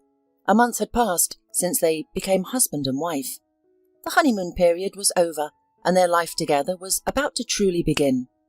Eleanor rested her head on Darren's shoulder, smiling contentedly. Despite having spent the last of their money on utility bills just hours before, they were young, in love, and optimistic about the future. "One day we won't have to count pennies between paychecks," Darren promised. "I know, darling. You always keep your word," Eleanor replied confidently. Both 23 years old, they had met at the college, where Eleanor studied law and Darren studied economics. They shared ambitious dreams of starting their own business. Despite the inevitable obstacles, they believed in doing things out of passion rather than mere profit, trusting that life itself would aid them in their pursuit. 5 years later, after numerous setbacks, they had made it. Darren, who always kept his word, had opened a consulting company. Though modest, it was profitable. In their city, Darren and Eleanor were known as a successful and wealthy couple. As life improved, the couple considered starting a family. At nearly 35 years old, they felt it was time to have children. However, conceiving didn't happen immediately. After 2 years of unsuccessful attempts, Eleanor was on the verge of depression, waiting for the positive pregnancy test that didn't come. However, finally, the couple's efforts were rewarded. On her 38th birthday, Eleanor received the most anticipated gift. She gave birth to a daughter. Both the pregnancy and childbirth were challenging. Darren was terrified of potentially losing his wife or daughter, or both. However, their doctor was a professional who managed to prevent a severe situation when Eleanor had a significant bleed. Eleanor spent a long time recovering in the hospital, and Darren took care of their daughter unconditionally while Eleanor was there. His experience gave him a new look for women, considering all mothers as heroines. "I'm so ashamed that you have to do all this," Eleanor used to express her concern. "Don't be silly, it's our child," her husband responded with a smile and affection. Eleanor was reassured once again that she had made the right choice in choosing Darren as her life partner. It was difficult to imagine a more caring and loving man. His love for her and their daughter was evident in his look, touch, and voice. Their baby, Candace, was the most loved and happy little girl in the world. She shared her birthday with her mother, but of course the celebration was always centered around Candace. As Candace grew up, Eleanor dedicated herself entirely to her daughter's upbringing. She resigned from her job as the family business provided enough income without her involvement. She refused to hire a nanny, not because of the additional expense, but because she preferred doing everything herself. Despite growing up in an atmosphere of love and permissiveness, Candice was not spoiled. She studied diligently, especially foreign languages, and dreamed of living in a place where the sun always shines, surrounded by palm trees and the sea. She had a love for summer, heat, and bright colours. When Candice was 15 years old, unbeknownst to Eleanor, Darren organised their daughter's application to a prestigious school in Europe. After graduating from the school, Candice would easily gain admission to a foreign university, a prospect that Darren fully supported. Of course, Eleanor struggled with thought that her daughter was leaving them, but it was life. Candice didn't know that by letting her go to study in a faraway land, her mum was protecting her secret.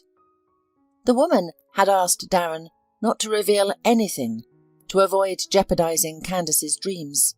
However, this secrecy led to unforeseen problems that Candice was unprepared for. "We need to pick Candice up at the airport," Eleanor said as she began setting the table. "Don't worry, her plane doesn't arrive for another 2 hours," her husband said. "Why are you setting the table so early?" "It's really early." Eleanor placed a plate on the table and sank into the sofa looking lost. Suddenly, she burst into tears. Her husband, Darren, immediately rushed to comfort her. "Imagine I've mixed everything up," Eleanor sobbed. She immediately sensed something was wrong with her. "I've even stopped understanding time." "Calm down. Everything will be fine," Darren reassured her. "It's not noticeable at all. You've always been a bit forgetful and inattentive. I even find it endearing. But maybe we should tell Candice the truth." "No, don't even think about it," Eleanor exclaimed, looking frightened. "There's no need. We'll tell her when it's all over." Darren sighed but stopped arguing. Soon he left to meet their daughter, while Eleanor resumed her preparations. She arranged the plates and adjusted the napkins with such love and care, wanting everything to be perfect. Occasionally she stopped and closed her eyes, needing to take breaks due to the pain, but the anticipation of seeing her daughter gave her strength. Candice was Eleanor's only purpose in life, and for her, she was willing to endure any suffering. On the way from the airport, Darren warned Candice that her mother was a little out of sorts with excitement. The girl laughed. Her mother had always been sentimental, and it was quite endearing. She had inherited some of that sentimentality, but she was a little more resilient, not taking sorrow or joy too much to heart. "I'm so glad to see you," Candice exclaimed once they were seated at the table, her cheeks still rosy from her mother's kisses. "I have some news to share. I hope you'll be supportive and happy for me." Darren and Eleanor set their forks down to attentively listen to their daughter. But before Candice could share her news, she noticed a change in her father's expression. He wasn't listening anymore. Suddenly, he collapsed onto the floor. Eleanor and Candice rushed to him, but their words didn't reach him. Candice slapped his cheek a few times, but Darren didn't react. He passed away in the ambulance on the way to the hospital, possibly even earlier, due to a dislodged blood clot. His wife and daughter were in shock because nothing foretold trouble. They had been enjoying a lovely evening together with no signs of trouble. Darren had seemed perfectly fine, and now his passing hit both Candice and Eleanor hard. Eleanor even more. Now she would be alone. She would have to go through her grief alone. The mother and daughter spent the rest of the evening and the following day in tears. Eleanor was lying still and staring blankly into space. Candice handled the funeral arrangements, finding it painful to see her mother in such a state. Candice was supposed to return abroad in 4 days, but postponed her departure for 2 weeks. She hoped to offer some comfort to her mother during this time. Leaving her in such a state was unthinkable. Following the funeral, Eleanor seemed to feel better, but only temporarily. At least she started talking. She remembered that Candice wanted to share something with her and Darren. "What news did you want to share?" she asked her daughter. "I'm getting married, Mum," Candice replied sadly. "The wedding is in 3 months. I brought an invitation for you, but now I don't know how I'll be able to celebrate with Dad gone." "Don't even think that way," Eleanor reassured her daughter. "He would be happy for you, and I am very pleased. It's good news." 3 days remained until Candice's departure. Eleanor seemed a bit more cheerful, though she still cried every day. Candice supported her mother, but as the day of their farewell neared, Eleanor's behaviour became more peculiar. She repeatedly asked Candice if she wanted to stay longer, and if she intended to return to her homeland permanently.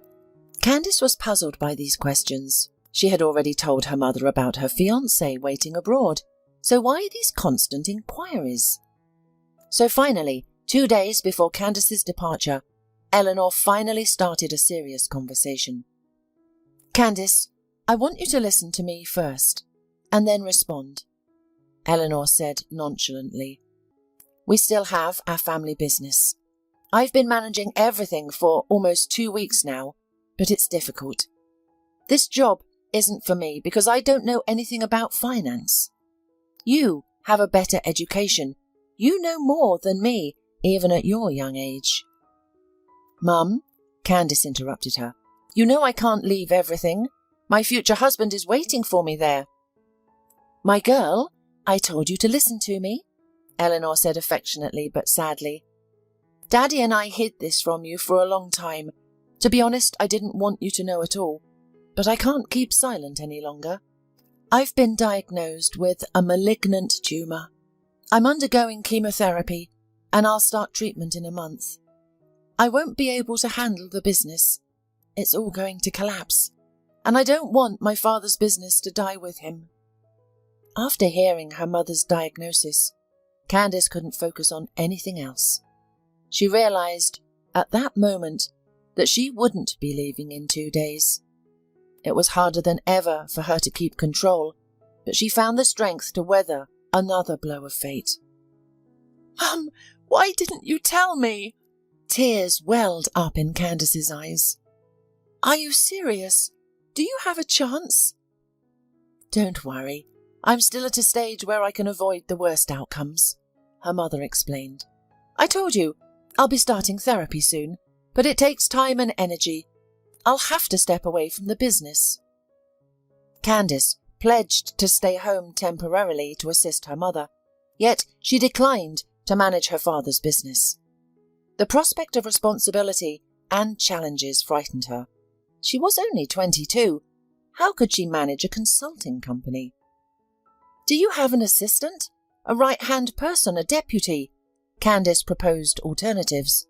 "Mum, don't even ask. I won't risk taking it on." Eleanor stated she wouldn't pressure Candice further, but asked her to consider it. They spent the remainder of the day together, with Candice reluctant to leave her mother's side even for a moment. After Eleanor went to bed, Candice decided to call her fiancé and inform him she would be staying here a little longer. She had been waiting for a long time for a reply on her video call, and it seemed odd to her as she knew Matthias wasn't busy at this time and should be home, and they always called each other around this time. Finally, the waiting icon changed, but instead of her fiancé, Candice saw a girl who looked as though she had just woken up, wrapped in a blanket with dishevelled hair and barely open eyes. "Who are you?" Candice asked. "Can I speak to Matthias?" "Matthias is in the shower. If you're here for business, call back later," the strange woman replied. "What business? Look at the nightstand next to you. There's a picture of me," Candice responded, her tone becoming harsh. She was starting to understand what was happening. "I see that there's nothing here," the confused girl replied. To prove her point, she pointed the camera at the nightstand. There were indeed no picture frames there, but There was a bottle of wine and 2 glasses. Matthias had claimed he didn't drink alcohol. Clearly he had lied. As the stranger adjusted the laptop, Matthias appeared in the background. His expression changed drastically when he saw Candice on the screen. "Send my belongings to the student dormitory," Candice said, her voice choked with emotion. "Goodbye. You won't see me again." Candice ended the call. In the last seconds, she noted Matthias trying to say something. She threw her phone on the bed and sat down on the floor, holding her head in her hands and crying. The pain was not so much for her fiancé's betrayal, but from the avalanche of problems that seemed to be crashing down on her. At that moment, Candice's remaining mental strength deserted her. She couldn't hold on any longer. Overwhelmed by grief, she screamed and pounded the floor in a fit of hysteria. All the pent-up emotions from the past few days were unleashed. After the outburst, Candice spent the night crying, not catching a wink of sleep, but eventually she managed to pull herself together, her resolve 3 times stronger. In the morning, her mother entered her room. "Don't worry so much," Eleanor tried to comfort her daughter. "Everything will be fine. I'll have the surgery and beat this disease." "Mum, I'll take over my dad's company," Candice declared suddenly. Throughout the night, Candice had been doing a lot of thinking. She realised she couldn't start studying now, barely keeping herself from spiralling into despair. Her father's death, her mother's illness, and her fiancé's betrayal before their wedding had all shaken her to the core. But Candice had inherited her father's tenacity. She wasn't about to give up. Somehow, she convinced herself overnight that she could manage everything. The business, her mother's care, and moving past the betrayal of the man she was supposed to marry. Candice was determined to continue her studies. She didn't want to leave the university where she had worked so hard for so long. She hoped to arrange distance education or take an academic leave of absence. "I'm so glad. I don't know what made you change your mind, but I'm overjoyed," Eleanor exclaimed. "Nothing good, Mum, but I'll get over it," Candice responded with a tearful smile. "I'll be away for a few days to sort out things at the university and pack some belongings. On my return, I'll dive straight into your business." For the first time, Candice found herself not wanting to leave home or fly to the country that had become her second home. Her associations with this place now centred around her fiancé's betrayal. Before boarding the plane, she felt a wave of panic. An unfamiliar sense of anxiety washed over her, despite having flown many times before. The foreboding feeling was so strong that she even considered cancelling her tickets and rescheduling her flight. Candice managed to regain her composure, attributing her troubles to a series of unfortunate events that occurred simultaneously. However, her anxiety returned to the airplane cabin. She thought to herself, what if these terrible events continue? What if something else goes wrong? Despite her worries, Candice fell asleep. She was jolted awake by the panic that erupted on the airplane. People clung to their seats, their eyes wide with fear and terror. Some were praying, others were shouting for help, and some just looked around bewildered. The plane was shaking violently, and the oxygen masks had been dropped. "What's going on?" Candice asked her seatmate. "I don't know," she replied, seeming more calm than the others. "It's just turbulence."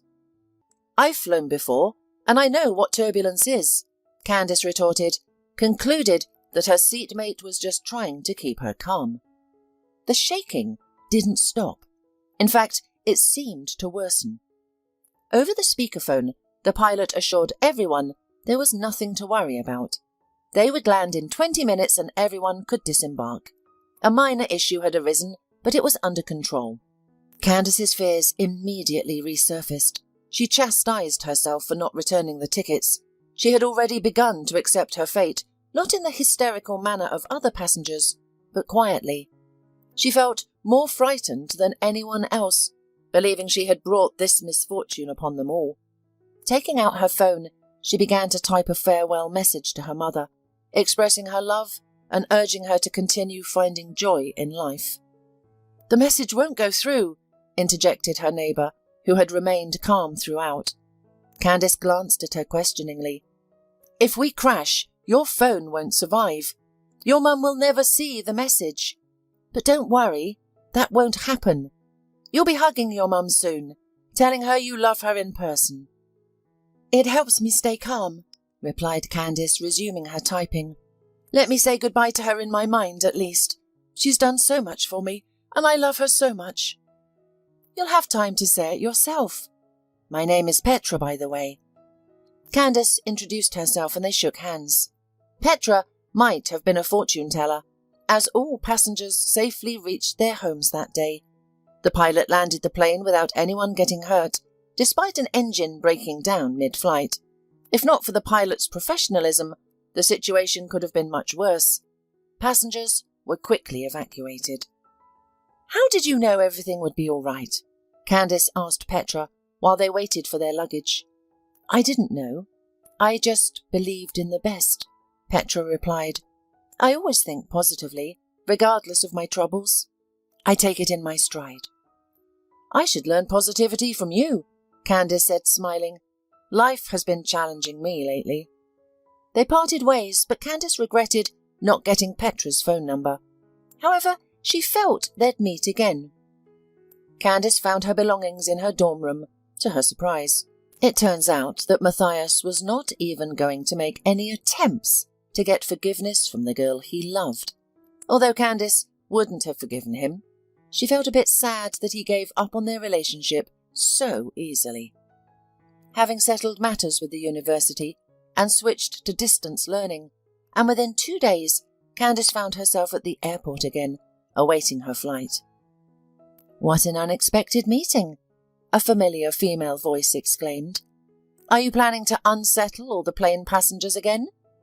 Upset that your plan failed last time?" Candice instantly recognized the voice behind her and turned around, smiling, eagerly anticipating this encounter. It was Petra, who was equally elated to see Candice.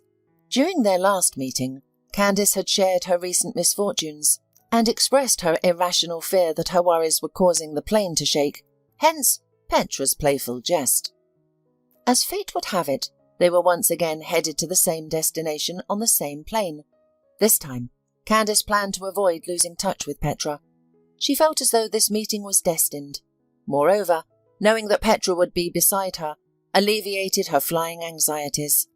It seemed to her that the new friend was a good sign, that she brought good luck, thanks to her optimism.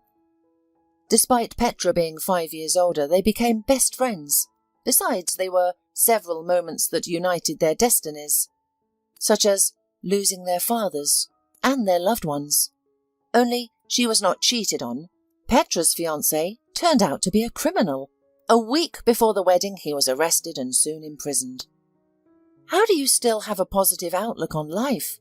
Candice asked. "Teach me how." "That can't be taught," Petra replied. "I guess I inherited that trait from my dad. He was always optimistic. As for the cancelled wedding, I'm not worried. I'm glad I discovered my boyfriend's true nature before he became my husband. That argument can also apply to you." At the airport, Eleanor hugged and kissed her daughter for as long as if Candice were going away for 2 months, not a couple of days. And during driving home, Candice explained to her why she cancelled her wedding. "That's for the best." Eleanor supported her daughter. "You'll find a good guy here. I never trusted foreigners." But finding a groom was not Candice's priority. She had a challenging task ahead, to join her father's business and increase it. Candice had big ambitions. She didn't plan to sit idle. She wanted to accomplish a lot. Partly, she wanted to prove to herself that she could do it. She was also concerned about her mum. The high cost of treatment was understandable. They had money, but not a lot of it. Meanwhile, Eleanor had forgotten to warn her that Darren had a business partner, and she had also left out the fact that he had a big stake in their company. Mr. Garby wasn't too upset about Darren's death. He already considered himself the full owner of the entire business. All he had to do was to buy out his late partner's share cheaply, reissue the documents, and business was done. While Eleanor was in mourning, he patiently waited. However, Candace's appearance signalled to him that it was time to act. He had no need for young, inexperienced girls in his business partnership. When Candace visited the office for the first time, she felt a strange mix of anxiety and anticipation. She realised she was stepping into a new, uncharted world. "Oh, Miss Tull, hello. Mr. Garby has arrived and is waiting for you in the office," the secretary said to her hastily. "What, Mr. Garby?"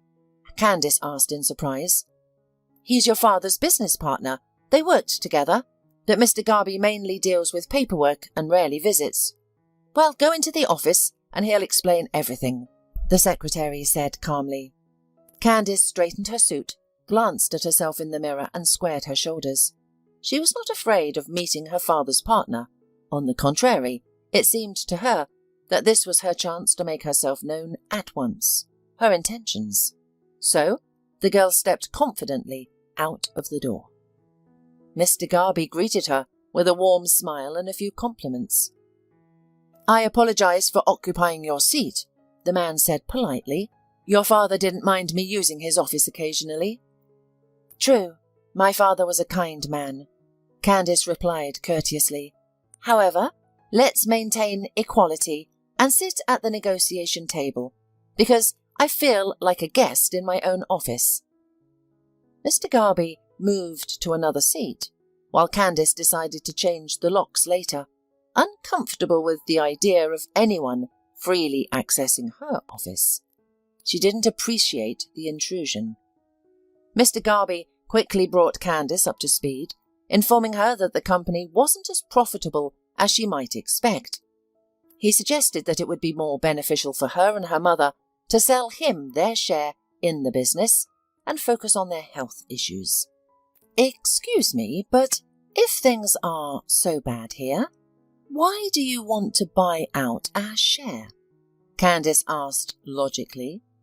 Mr. Garby evaded the question, but after their conversation he left extremely dissatisfied, while Candace was proud of herself because she had been able to fight back against such a serious man.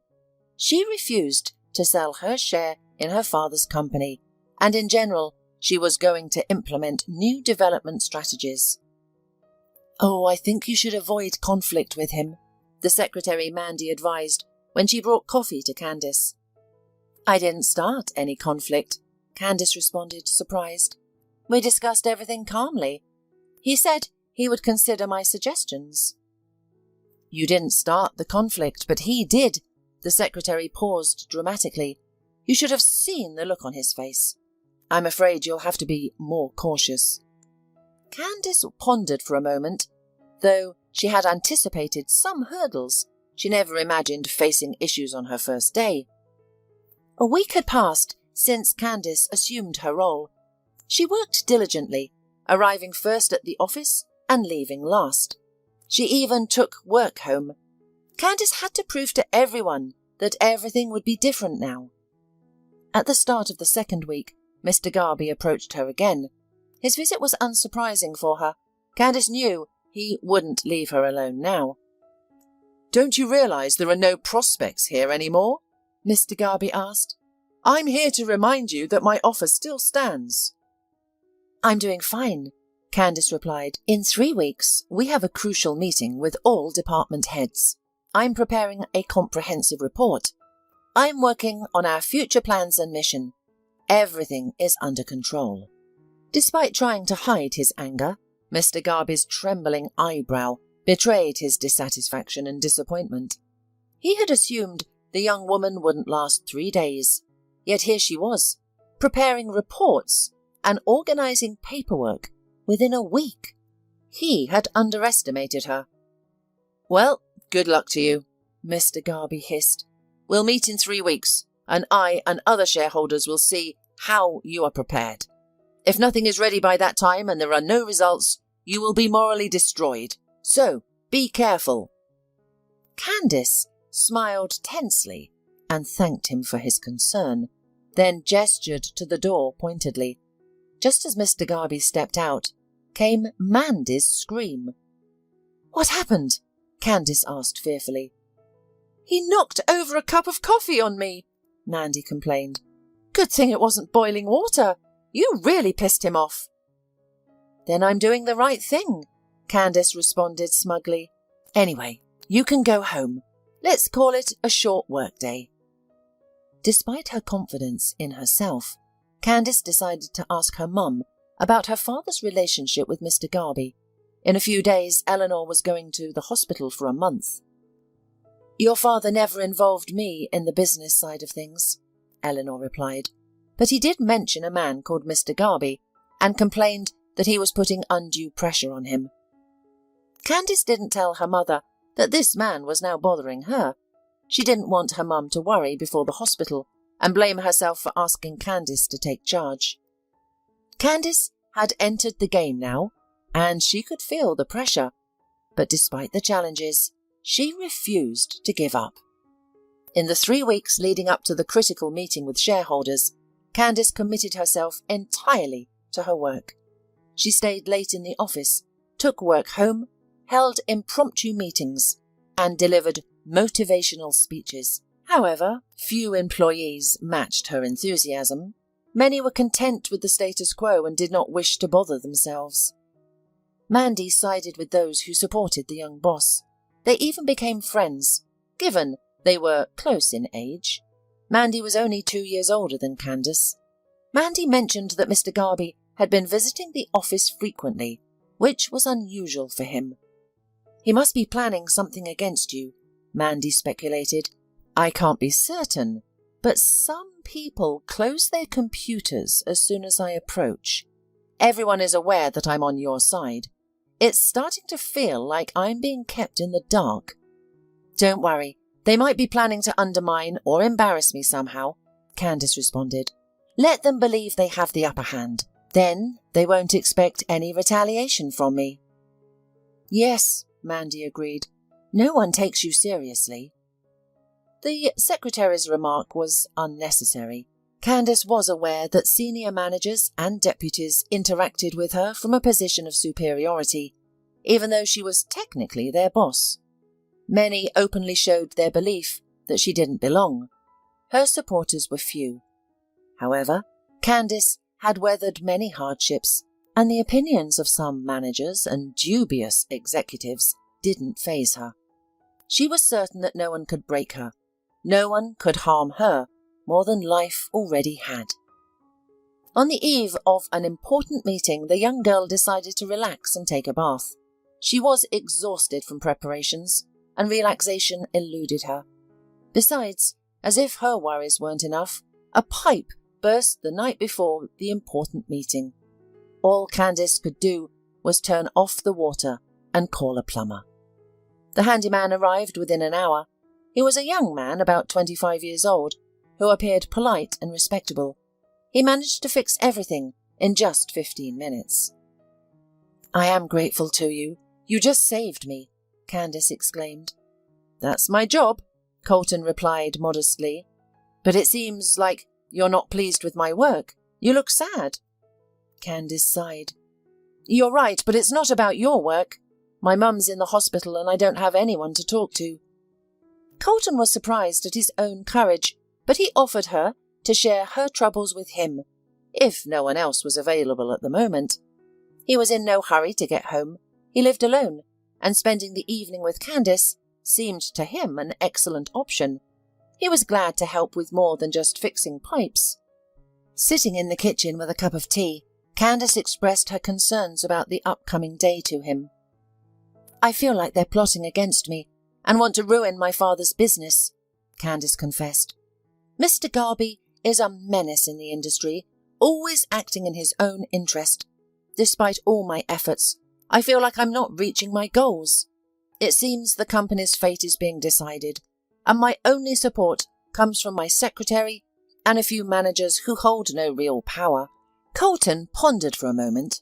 It was obvious that he wanted to help, but did not dare. The guy realized that it would look stupid if a simple plumber decided to advise something in such matters, but he knew that he could help. He had been studying economics and was on track to graduate with honours, but was expelled in his final year, just a couple of months before graduation. "Let me take a look at your documents. Maybe I can help," Colton suggested, finally gathering his courage. Candace responded to his suggestion with boisterous laughter. Seeing Colton's hurt expression, she stopped laughing, feeling a pang of shame. But a man who was fixing pipes a few minutes ago was now offering to be a financial analyst. It was really hilarious. "How can you help me?" Candace asked, not scoffing, but with a serious tone. "You mean you understand all this?" And then Colton shared with her his story. He was a university student full of high hopes, with teachers predicting a bright future for him. His scientific works, brimming with brilliance and professionalism, attracted the attention of many companies. He even worked as a consultant for several financial organizations. But everything changed suddenly. Colton fell in love with a girl, the daughter of an influential man. They planned to marry, but she cheated on him. Despite her pleas for forgiveness, Colton couldn't accept the betrayal and left her. The girl's father, seeing potential in Colton, was disappointed when the wedding was called off. He questioned his daughter about the reasons, but she lied out of shame. She claimed that it was Colton who had been unfaithful, shattering her trust in men. Furious at Colton for allegedly breaking his daughter's heart, the father sided with his daughter, refusing to believe Colton's side of the story. Every attempt by Colton to clear his name only incensed the father further, as he felt Colton was tarnishing his daughter's reputation. A powerful man manipulated the situation to have Colton expelled. The teachers were truly upset, but they were powerless to intervene. The influential father of his ex-bride sought to ruin Colton's future, and no one financial organization wanted to work with him. "So now I'm doing household tasks," Colton concluded. "I gave myself a year to wait so that the vindictiveness of my failed father-in-law would end, and I could finally do my favourite job in this city. Well, time is almost up, and I'll probably just move away from here to a place without his influence and start over. Maybe I should have done it before, but I love this city, and that's why I clung to this place for so long. Most importantly, I haven't lost my passion for finance." "What a nightmare!" Candace exclaimed after hearing his story. Then she left the room and returned with a folder, where she wrote an address on a piece of paper. "Come to this address tomorrow at 9 a.m. My secretary Mandy will meet you," Candace instructed. "I'm entrusting you with important documents. I hope you won't disappoint me." "You can count on me," Colton assured her. "I'll be fully prepared." After they said their goodbyes, Candace felt somewhat reassured. However, the more she pondered over the situation, the more she chastised herself for impulsively trusting a stranger with her important papers. What if Colton was deceiving her? Could he have been sent by Mr. Garby? Candace started to believe this possibility. The plumber, who was actually a financial genius, had conveniently arrived the evening before the meeting. "What a fool I am," Candace chastised herself. "Of course, he was sent by Mr. Garby. I'm doomed. I didn't even ask for Colton's phone number."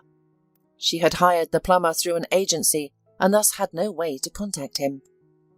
Candace was distracted from her sombre thoughts by a phone call from her only friend Petra.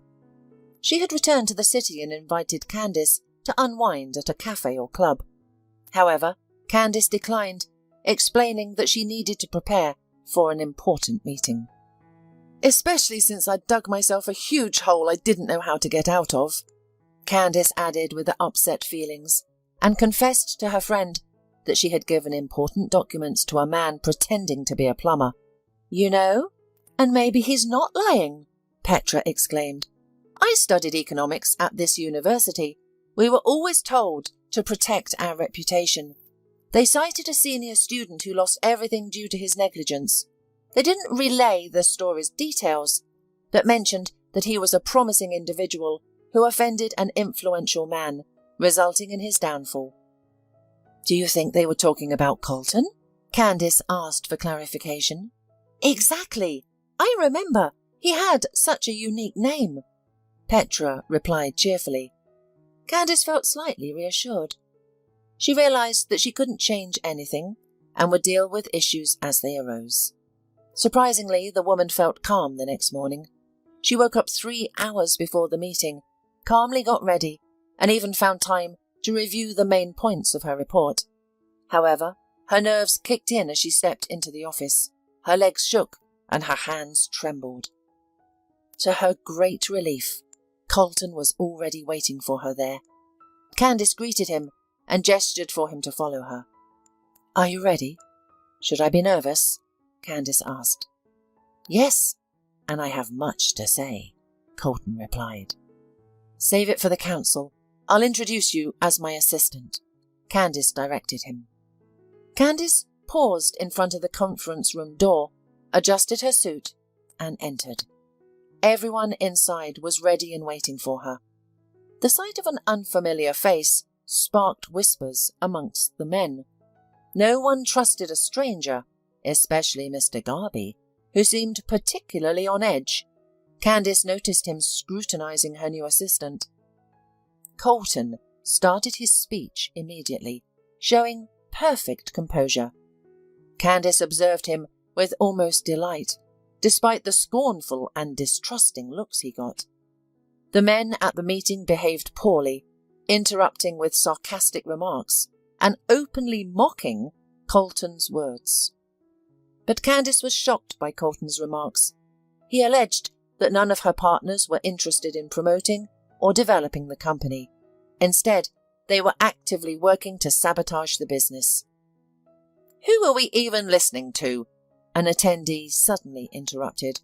"2 weeks ago, this financial analyst was fixing my toilet." "Let's remain calm and avoid pressuring a young woman," Mr. Garby suddenly intervened. "Candice, who have you brought here? If your aim was to amuse us, you've succeeded. However, if you're serious, I'm afraid I must disappoint you. No one will work with you." Candice responded defiantly. "Anyway, you, Mr. Garby, will not receive your share." Saying this, she rose from her seat and exited the hall with her head held high. Colton followed her. In her office, he said, "I want to add that none of these people want to develop your father's company. I have the impression that they, on the contrary, want to go bankrupt. If you agree, I'd like to offer you the position of my assistant," Candice proposed. "I don't mind that you lack formal education." Excited, Colton accepted.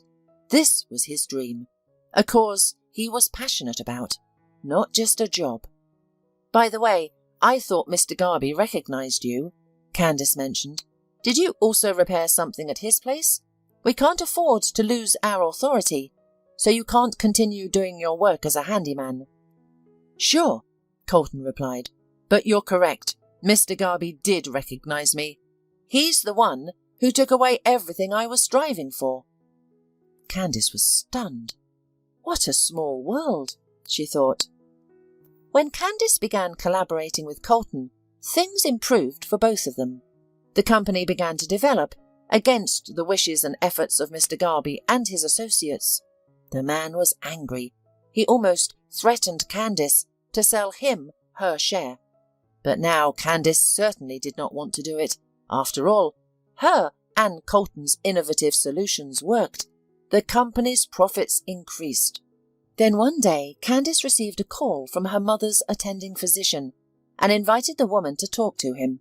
Candice was very nervous on her journey, worried that something had happened to her mother. Indeed, Dr. Elmido's voice sounded tense and scared. So, upon entering the doctor's office, Candice immediately asked, "What's wrong with my mum?" The doctor reassured her. "Don't worry, your mum is fine. In fact, she's doing great. Our therapy is almost finished, and we have an excellent prognosis. However, there's a different issue." The doctor then put on a serious face that made Candice tremble. "It seems you've upset a dangerous man. he said quietly. "A visitor came to me last evening. I think you can guess who might hold a grudge against you."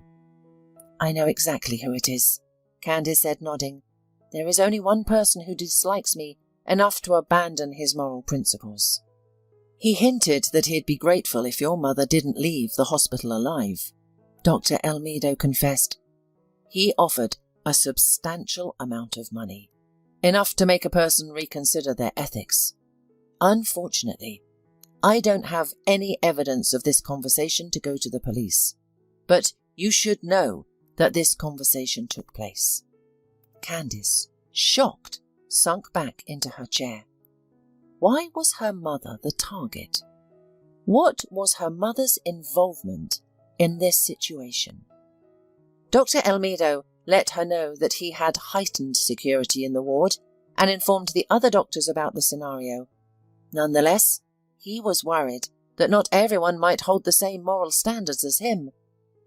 "I was offered such a large sum for this terrible task that someone might be tempted," Dr. Elmido admitted. "I can't guarantee that I'll be able to identify every potential threat. I have very competent specialists who could set things up so intricately that we wouldn't even notice." "Thank you for the warning. I'll definitely figure out a way to handle this," Candace responded, still taken aback. Immediately after, she returned to Colton for advice. He seemed to be the only one who could guide her on how to confront Mr. Garby. "Don't you see why he would need to get rid of your mother?" Colton asked earnestly. "It's obvious. Your mother is dying, you're distraught and distracted. An emotionally vulnerable woman is easy prey for someone like Mr. Garby." "How do I defeat him?" Candace asked, her voice trembling with fear. The thought of the businessman going to such extremes had never crossed her mind. "We will take advantage of the fact that Mr. Garby thinks that everything in this world is bought and sold," said Colton. Candace did not understand what her assistant was up to, but after she heard his plan, she finally did. She was reassured that she had made the right choice in trusting the humble plumber. That day, later, Candace arranged another meeting with Dr. Elmido, and he noted that the timing was perfect because Mr. Garby planned to visit him that evening. "That's very good," Candace said, clearly pleased. "Tonight, we'll handle him. Record everything he says on a tape recorder or preferably a camera. Then we'll take it to the police. With that evidence, he won't avoid punishment. No lawyer will be able to defend him. I have a friend who can leak this story to the media. We'll publicize it. We'll ensure this jerk gets a long sentence." Dr. Elmido promised to do his best. By evening, the tape was already with Candace. They were ready to execute the next part of their plan to oust Mr. Garby. The following morning, Candace called him and scheduled a meeting. She informed the police about their meeting that evening. Mr. Garby strode into Candace's office as if he already owned the place, especially after she had told him she was ready to sell her share. "I am very pleased that you agreed," Mr. Garby said arrogantly. "Now the price will be less, as you've taken too long to decide." Despite Mr. Garby's audacity, Candace maintained her performance. "I'm in trouble. My assistant betrayed me. My mother is ill," Candace said, trying to shed a tear. "I've improved our department significantly. It should be valued more." Mr. Garby waved his hand, refusing to increase the price, and at this moment he truly felt his power. But Candace suddenly switched her tone. The police already waited outside the door, ready to burst in and arrest Mr. Garby. "Do you think I would humiliate myself in front of you? According to your plan, I should have surrendered. But your mistake is that you underestimate people. You think money and connections grant you opportunity and impunity, but they don't. My mum will live. The company will prosper and develop, and Colton will achieve great things. As for you, Mr. Garby, you will rot in jail." Mr. Garby slammed his fist on the table and attempted to lunge at Candice, but he was restrained by the police officers who entered the office. The man shouted threats, only falling silent when shown a video recorded of him paying for the crime he had plotted. Dr. Almeida deliberately asked several questions to make Mr. Garby repeat his instructions, making any denial futile. Thus, with the help of Colton and her mother's doctor, Candice rid herself of Mr. Garby forever. Candice was now in charge. Her colleagues, who once mocked and opposed her, had come to recognise her strength and respect her. Their attitudes towards her had changed. 2 months passed. Eleanor returned home, and things seemed to be improving. Candice and Colton spent a lot of time together, their relationship evolving beyond mere friendship. "I realise I know a lot about you, but nothing about your family," Candice mentioned during a casual lunch with Colton. He responded that he knew very little about his own family. He had grown up in an orphanage, abandoned by his mother shortly after birth. He knew nothing of his father. Candice felt sympathy for Colton. She began to understand why he was so determined to succeed, why his desire for a normal life was so strong. She also understood why he was so kind and compassionate. He had endured life's hardships too. She believed that such experiences could only make one a better person. The more Candice got to know Colton, the more her respect and affection for him grew. Colton, however, had loved her for a long time, but lacked the courage to express his feelings, believing her to be from an entirely different circle. If not for Mandy, they might never have confessed their feelings. She had noticed their mutual gazes and was tired of seeing them waste time out of fear. The sly secretary orchestrated a situation where Colton and Candice would be stuck in an elevator together, even bribing the elevator operator to make it happen. "I'm sorry, but you'll have to stay here for another 2 hours," the operator falsely claimed. Both Candice and Colton insisted they be let out, but the man maintained that he had left his tools in the storeroom and they would have to wait for assistance. It was in the elevator where their first kiss occurred. Mandy, watching the event unfold through the elevator camera, was overjoyed. "Let them out now," she cheerfully told the elevator operator. "You're doing something ridiculous," the employee responded, waving his hand dismissively, but obeyed her request. "I only helped those two. They would have been walking around each other for a couple more years," said Mandy smugly. She was accurate in noticing Candice and Colton's shyness.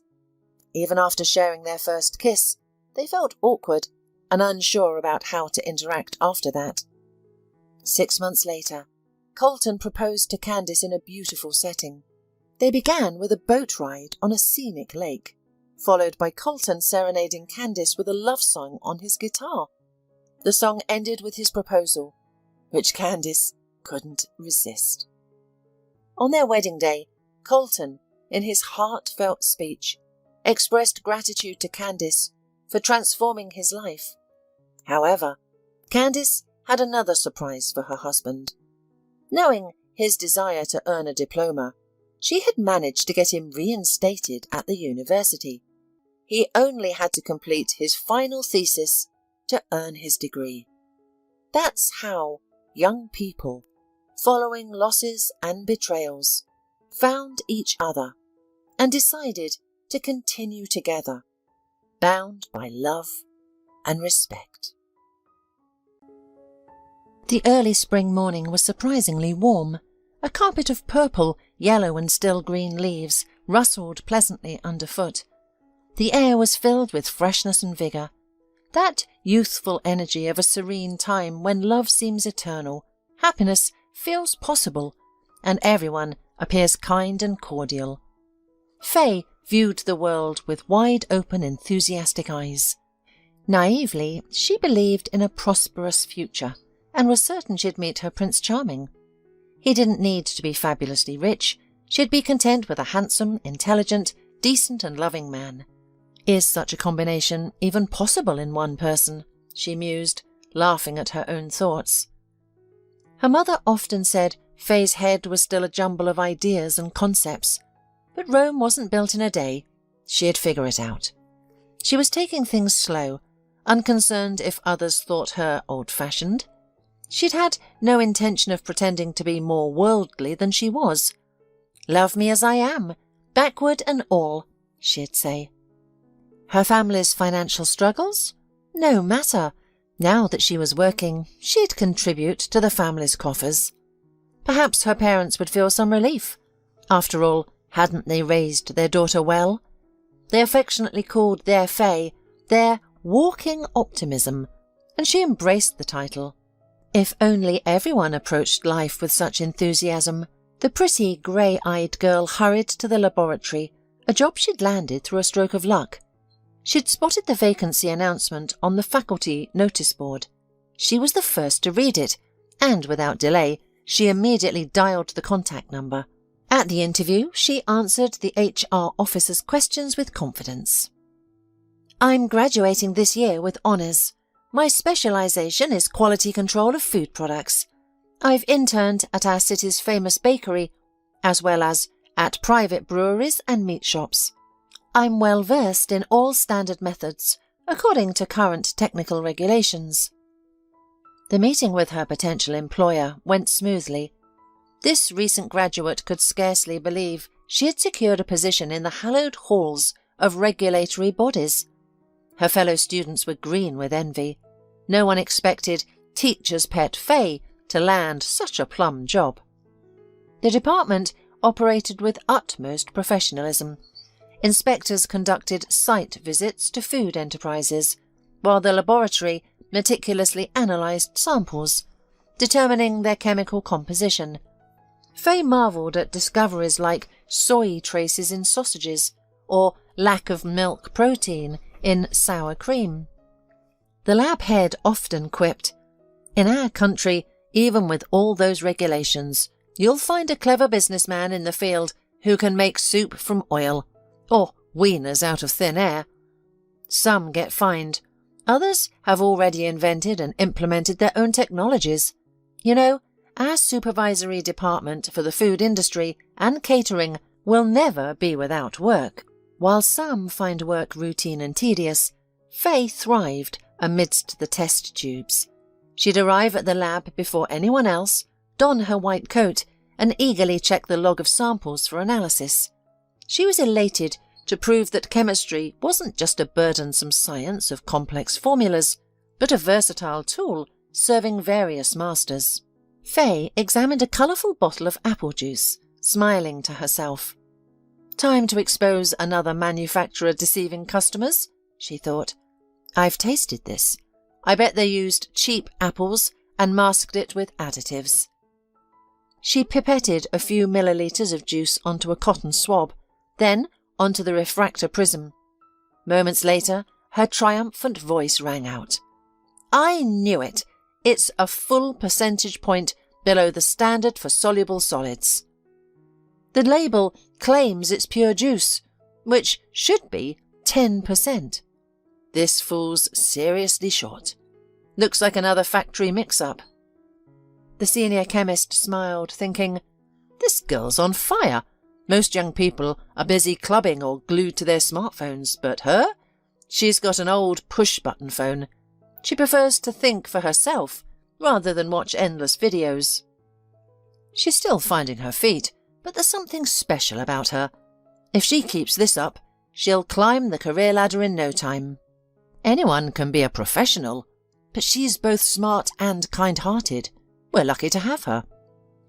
Aloud, she said, "Faye, would you mind helping out in the sampling room?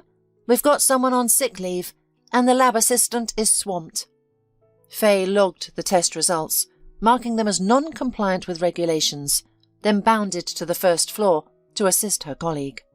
A long queue had formed at reception, which was hardly surprising. This was the only food laboratory in the city with such cutting-edge equipment, capable of both meticulous research and rapid analysis. It attracted a diverse clientele: food product manufacturers, restaurant and cafe representatives, retail outlets, and entrepreneurs importing exotic products into the country for the first time. For almost 3 hours, Faye had been completing paperwork, filling in selection act forms, writing testing referrals, logging applications in the journal, and issuing payment receipts at the cashier's office. The process seemed endless. For the first time, despite her usual enthusiasm, Faye felt tired. When the next customer approached, she initially didn't register what they were holding. As she reached out, she recoiled. On the counter sat a small teddy bear with button eyes, and peering through the window was a very attractive young man who immediately tried to joke. "Good afternoon, miss. I'm not alone. I'm with my little friend. But here's the trouble. When I saw you, my teddy bear declared he's ready for a new owner. His heart now is yours, as is mine. Where shall we place the samples of the products?" Faye was taken aback. She wasn't a complete savage. At school, she had a friend just like herself, the nerd Vincent. This boy, moderately plump with rosy cheeks, possessed remarkable computer knowledge and skills. Any gadget, from phones and tablets to complex hardware, became obedient in his hands within minutes. Vincent deserved every accolade. Homegrown genius, self-taught prodigy, God-given talent. But his conscience was spotless. No virtual dirt clung to him. In 10th grade, he hacked the school server, accessing the restricted area where teachers and parents discussed sometimes contentious academic issues.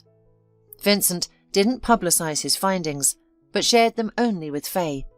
From then on, they both knew about the surprises the older generation had planned, including test dates. Although, without that information, Faye herself was a top student, rarely earning anything less than an A. After this computer feat, Vincent spent many hours teaching Faye to navigate the World Wide Web like a fish in water. She became proficient with their programs, learning to access not only surface-level information, but also data hidden by professionals that could be useful to her. At graduation, the shy Vincent invited her to a slow dance.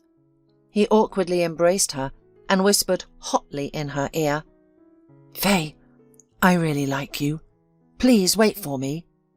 You go to the chemistry department, and I'll hone my skills at the computer science faculty.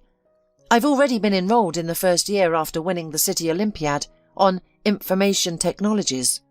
Someday, I'll become a sought-after specialist and provide us both with a comfortable life." He clumsily kissed her on the cheek. Faye thanked him for his kind words, but admitted she wasn't thinking that far ahead. She agreed to maintain their friendship and help him when needed, but she couldn't bring herself to tell him that she wasn't interested in him romantically. Since that memorable evening, they occasionally crossed paths and went to the movies together when their university schedules allowed. They talked and chatted, but neither pursued anything further. Later, Vincent graduated, was drafted into the army, and disappeared from Faye's life. Few would believe it, but Vincent was Faye's only experience socializing with the opposite sex. At university, she willingly shared her expertise in handling chemical equipment with boys, but no romantic overtures from potential suitors followed. They went on dates with cute, fashionably dressed classmates, and Faye, wearing ordinary jeans and a classic sweater of universal navy blue, was associated not with a princess, but with Marie Curie. She was seen as capable of discovering new chemical elements, but unsuitable as a romantic partner.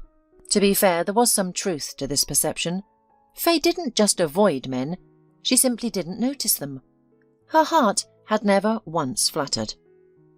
When her mother asked, "Do you like anyone at least a little?" she invariably answered, "I haven't met anyone yet."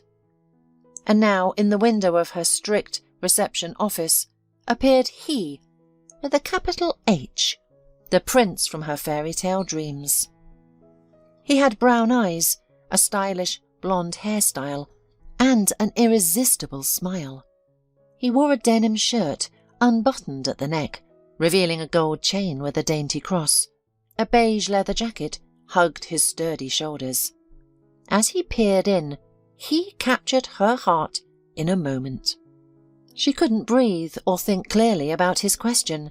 Her cheeks flushed crimson, but the handsome applicant seemed oblivious. He moved a toy bear closer to her. He patiently began dictating information about himself and the samples. Nigel McLean, individual entrepreneur, registered in the city at such and such address. Liquor batches, wholesale. The total supply size, from 1,000 bottles. Suddenly Nigel interrupted his speech and asked, "Young lady, which liqueur would you like to try with me? Passion fruit? Mango? Orange? Or perhaps chocolate? We're planning to import large wholesale batches to our city and throughout the country. I'd love to get the opinion of such a beautiful young lady." Faye couldn't admit she'd never drunk anything but champagne on New Year's Eve. Nigel, noticing the confusion he'd caused in the mind of the laboratory sample receiver, was thoroughly enjoying himself. He knew what a terrific impression he could make on a girl inexperienced in romantic matters. He liked being the discoverer of girls' hearts, considering it his hobby, not out of malice at all. He felt like a primitive man who'd brought an unusual prey to his cave fire, a primitive woman. Snapping out of her reverie, Faye filled out all the documents for Nigel and bid him farewell. As the door closed behind him, sadness overcame her. "Such a man will never pay attention to me," she thought, clutching the teddy bear, a silent witness to their encounter. Its button eyes seemed to confirm her thoughts. The shout of the second laboratory assistant broke her trance. "Faye, are you heading home? What a day we've had. It's been tough. Thanks for your help." Both gladly shed their white coats, symbols of their positions, and went upstairs, discussing the pile of samples they'd received. Faye tried to forget her vision of the prince and the feeling that had suddenly flared in her heart, but indifference was impossible. She walked out of the building as if in a fog, nearly tripping on the last step. But to her great surprise, in front of the office, holding a bouquet and standing near an expensive car, was a smiling Nigel. He gestured to the car door. "Your carriage awaits, mademoiselle. Where shall we whisk you away?" Faye's legs weakened. Her fairy tale continued. She got into the car without hesitation. In his presence, as if hypnotized, she didn't question where they were going. She asked nothing. Her idol was there. Everything else could wait. She didn't even worry about her appearance or attire. Nigel's approving gaze extinguished any doubts in her soul. She felt he liked her completely. Nigel brilliantly played the role of a man madly in love. He was accustomed to seducing young girls, but this time the affair refused to follow its natural course. Faye didn't gaze into his eyes, promising sensual pleasures, didn't pout if his gifts weren't to her liking, didn't measure their relationship by the value of his offerings. He was even touched that she always carried the small toy bear in her purse. What to do about this little prude, he pondered. In matters of love, he, a jaded womanizer, now had to pretend to be an angel or cherub. Faye is about 23 with no sensual experience, yet she doesn't consider herself an old maid and isn't afraid of seeming alien with her old-fashioned views. Of course, it's weird, but challenging. Faye, head over heels for Nigel, always refused to all invitations to her boyfriend's apartment, overnight trips to the country house, and hotel room rentals. She allowed him to kiss her only after a couple of weeks, but she firmly stopped his attempt to unbutton her blouse. Nigel thought she might even slap him. He froze, his mind racing. She's not a woman. She's some kind of ancient relic with that attitude. However, she can't be as cold as ice. She responded to my kiss so passionately that my head spun. The man realised he had never encountered such quarry before. Breaking through Faye's defences became a matter of male pride. No one had ever rebuffed him like this. He tried with increasing passion to hurry things along, but to no avail. He used to enjoy discussing his conquests with his buddies. Now he kept mum. There was nothing to brag about. Anyone else would have given up, but Nigel wasn't one to quit. He decided to approach the girl differently, hinting at a quick wedding and professing his first ever love. Faye didn't walk on the ground. She fluttered, hovering in the clouds. She got it into her head that if Nigel had started talking more often about getting married, their first wedding night would only happen after the wedding. She had been talking to him about it all the time, not noticing that his eyes filled with a sinister glint, a sign that didn't bode well for her. She had already told her parents and colleagues that she would soon marry the son of a businessman. The McLean surname was well known in the city. Many residential neighbourhoods were built by Gary McLean, owner of a large construction company. He was even renovating the old building in the centre. His father had been a bricklayer in the old days, and that's how the construction dynasty was formed. Being related to this family was worth a lot. Who knew that the heir to the family name, before diving headlong into his father's business, would decide to start a small trading venture to make money? Then everything became a chain of lucky coincidences for Faye. A request from her superiors to help with sampling, an acquaintance with Nigel, his unexpected infatuation. Behind the girl's back, people whispered, "She must have caught Lady Luck by the tail. After all, there is nothing particularly remarkable about her. A nice appearance, but she generally resembles a grey mouse. Neither sharp of mind nor stylishly dressed, nor talented at presenting herself. And yet she has captured the heart of such an eligible bachelor. The saying must be right. Better to be born lucky than beautiful." For the first time in his life, Nigel could not understand himself. He snapped at his mother, who, upon learning of his possible marriage, she flew off the handle. "Nigel, where did you find this nobody? I thought you would find someone who could further strengthen our family's welfare. Your father's partners have so many daughters to marry off. I'm not going to force you into a marriage of convenience, but this chemist of yours, what good will she do our family?" Nigel, of course, didn't want to reveal anything to his mother. The real reasons for his sudden, urgent desire to marry would never be known to anyone, so his arguments were roughly as follows. "Don't you dare hurt my future wife with a word or gesture. I love her.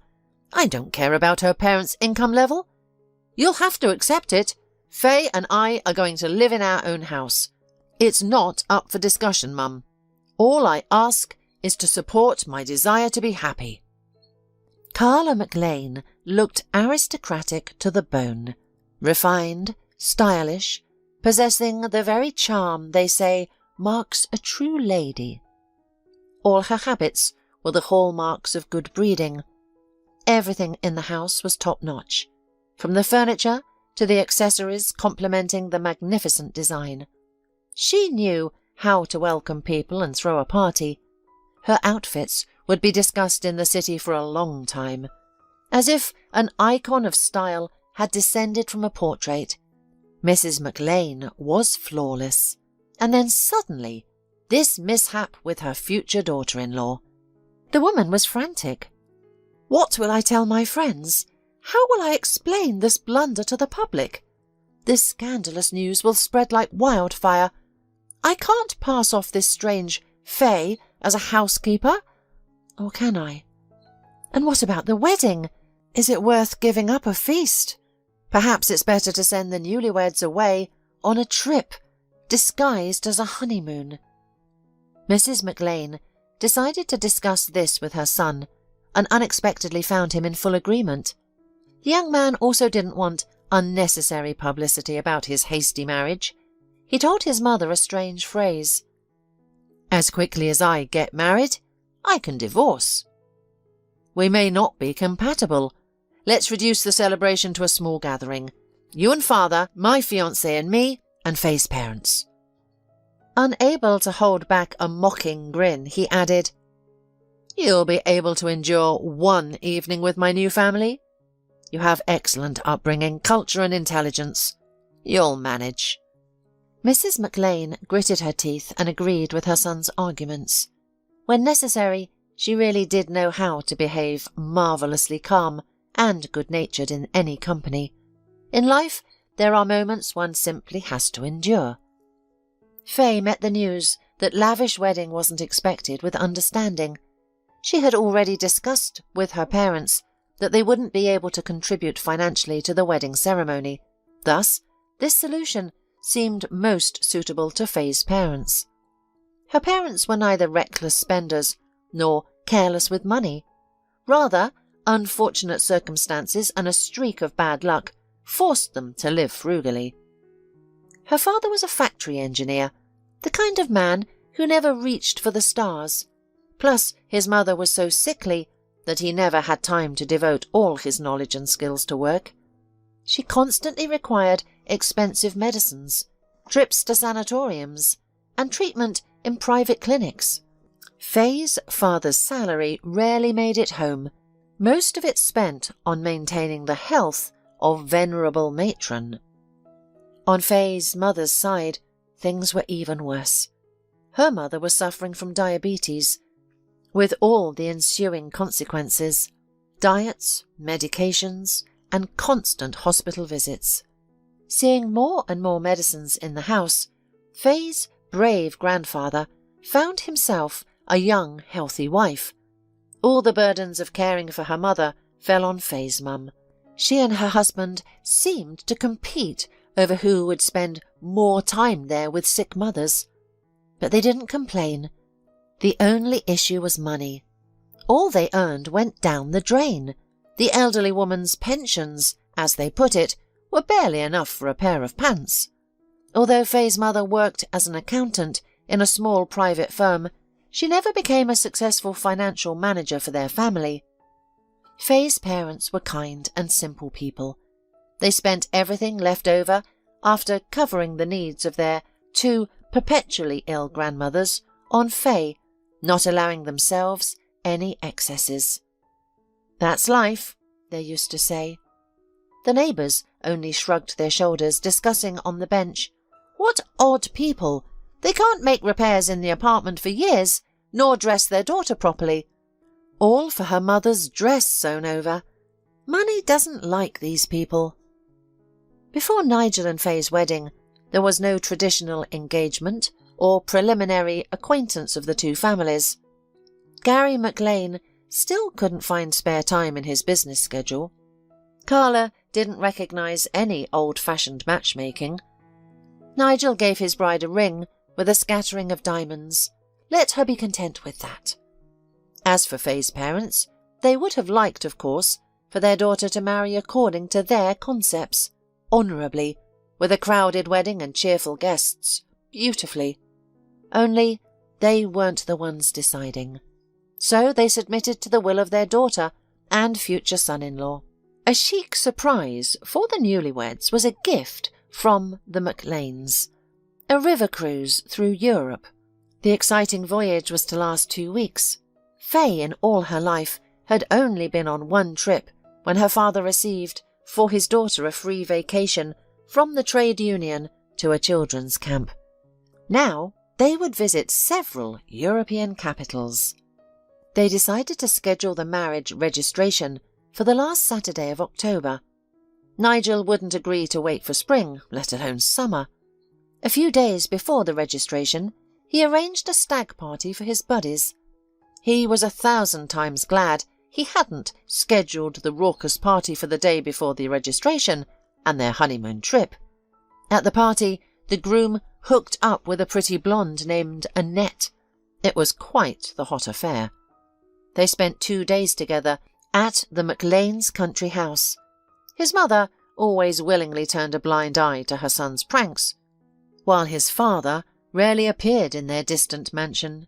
Nigel told the trusting Faye a fictitious story about having to go to another city to help a friend. The bride believed him, swallowing the tale about the forgotten phone at home and a flat tire on the road. She idolized her Nigel. In 3 days, she would become his lawful wife. God, what happiness! 21 spirited wedding days. On one of the pre-wedding days, when she ran into the store for bread, she met Vincent, a former classmate and computer geek. She recognized him only by his deep blue jacket with white stripes. He had been so angry when his mother ordered this Chinese miracle on the internet and paid in advance.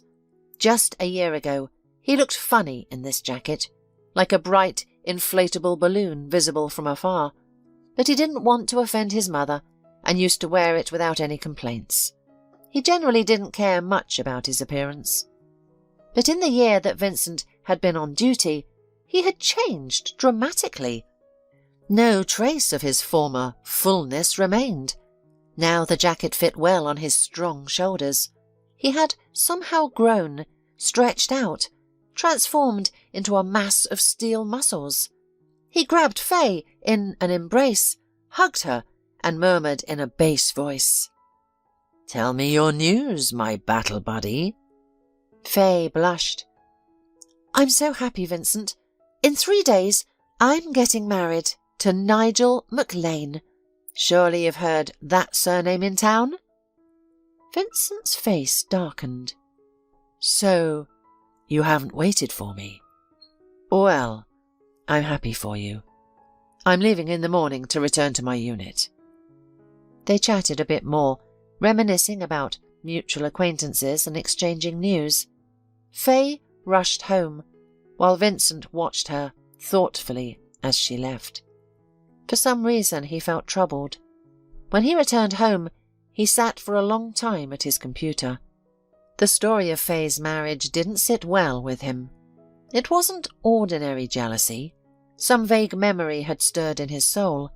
He decided to investigate what was troubling him so much. The marriage registration of Nigel and Faye, as agreed in advance, was held without guests, except for their parents. Carla, a key figure in the McLean family, led the process. Mr. McLean didn't ask his wife for a single unnecessary question about his son's wedding. This format of event must have been necessary for something. He had already handed over all the reins of the family and household to his wife. So far, she hadn't made a single misstep. Before the wedding, Nigel and Faye spent the whole day shopping. The man was dazzling his fiancée, spending his profits on her outfits. Faye laughed. The scene reminded her of the movie Pretty Woman, with Richard Gere and Julia Roberts. There was something similar in these boutique visits. Nigel gathered a crowd of sales consultants around him, repeating the same phrases everywhere. "Dress her from head to toe, from underwear to shoes and hats. Accessorize to match the overall style of the outfit. Keep in mind that my future wife and I are going on a river cruise in Europe in a couple of days. She should feel comfortable on the trip in terms of her wardrobe. The cost is irrelevant." After such a promising task in monetary terms, the staff of fashion stores worked tirelessly to please the wealthy client. Faye was transformed before their eyes. Stylists and makeup artists in the beauty salon added the final touch to her new image. If her skeptical colleagues saw her now, they wouldn't recognize her at first glance. The grey mouse had turned into a swan princess. Only her soul remained the same, kind, trusting, and naive. Nigel was satisfied with the result. He wouldn't be ashamed to introduce his wife to the cream of city society. Meetings with his many acquaintances were inevitable. His wife was now a sight to behold. Even Carla didn't purse her lips at the wedding registration. She gave her son a distant thumbs up and winked, saying, "Know our people and the power of money." The evening at the restaurant was a success. Carla McLean was even a little surprised that Faye's parents came to the wedding so dressed up.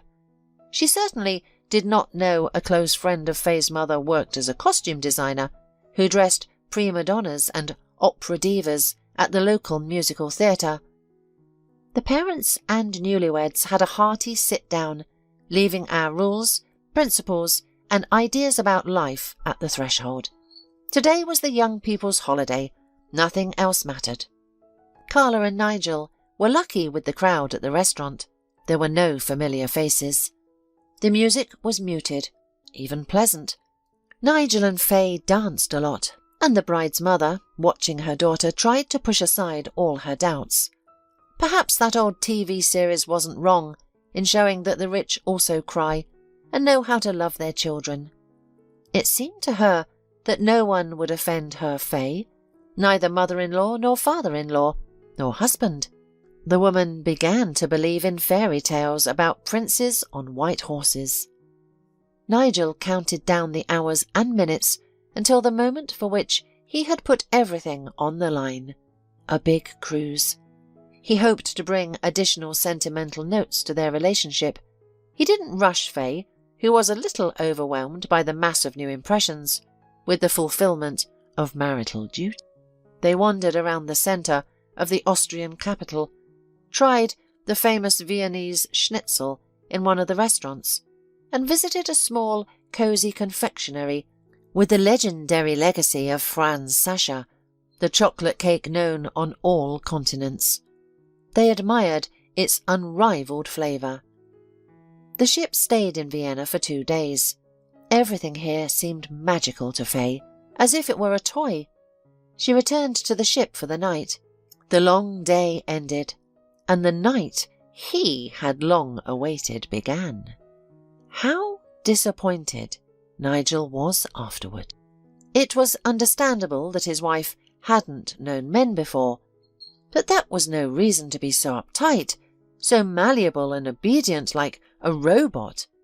He had waited months for this dubious pleasure. No fire, no initiative, no imagination. Not like the fiery Annette. At breakfast, before a new walk in Vienna, Faye said over coffee and jam-covered buns, looking into Nigel's eyes, "Darling, are we going out today, or would you prefer to stay alone with me in our cabin again?" Nigel wanted to grit his teeth. He steeled his will, smiled and replied, "Let's have lunch in the city, and by evening we'll be back on the cruise ship. It's departing soon. Next, Slovakia, Hungary, Germany, France, and the Netherlands await us. I've been to all these places before, but now I'd like to show the world to you." He couldn't even admit to himself that he had made a mistake, that his whole game with this innocent girl had turned out to be a failure. He immediately realized that he wasn't even seriously attracted to Faye. After just one night with her, he felt squeamish and detached towards his new spouse. It was strange. Faye was definitely not his woman. But how could he tell her that? She hadn't done anything wrong. She looked at him like a love-struck, naive cow. He was in trouble. His mother would be amused, sure to remind him that she had warned him that this marriage was a mistake. He should have left Faye right after the first kiss. But then he thought she'd make a great lover. Or had he done something wrong this time? Taken the wrong approach? After the ship's solemn departure from the river pier to the sound of Strauss waltzes and a lavish dinner with champagne, Nigel decided to give himself and Faye a second chance. He, who perhaps couldn't even name the exact number of women he'd been involved with, couldn't describe the feeling he had after another night with his wife. Everything seemed as usual, nothing extraordinary, but Nigel had a growing conviction that Faye understood everything, yet chose not to acknowledge it. He saw no passion, no warmth towards a man she supposedly loved deeply. This was something he had never encountered before. The rest of the honeymoon followed a formulaic pattern.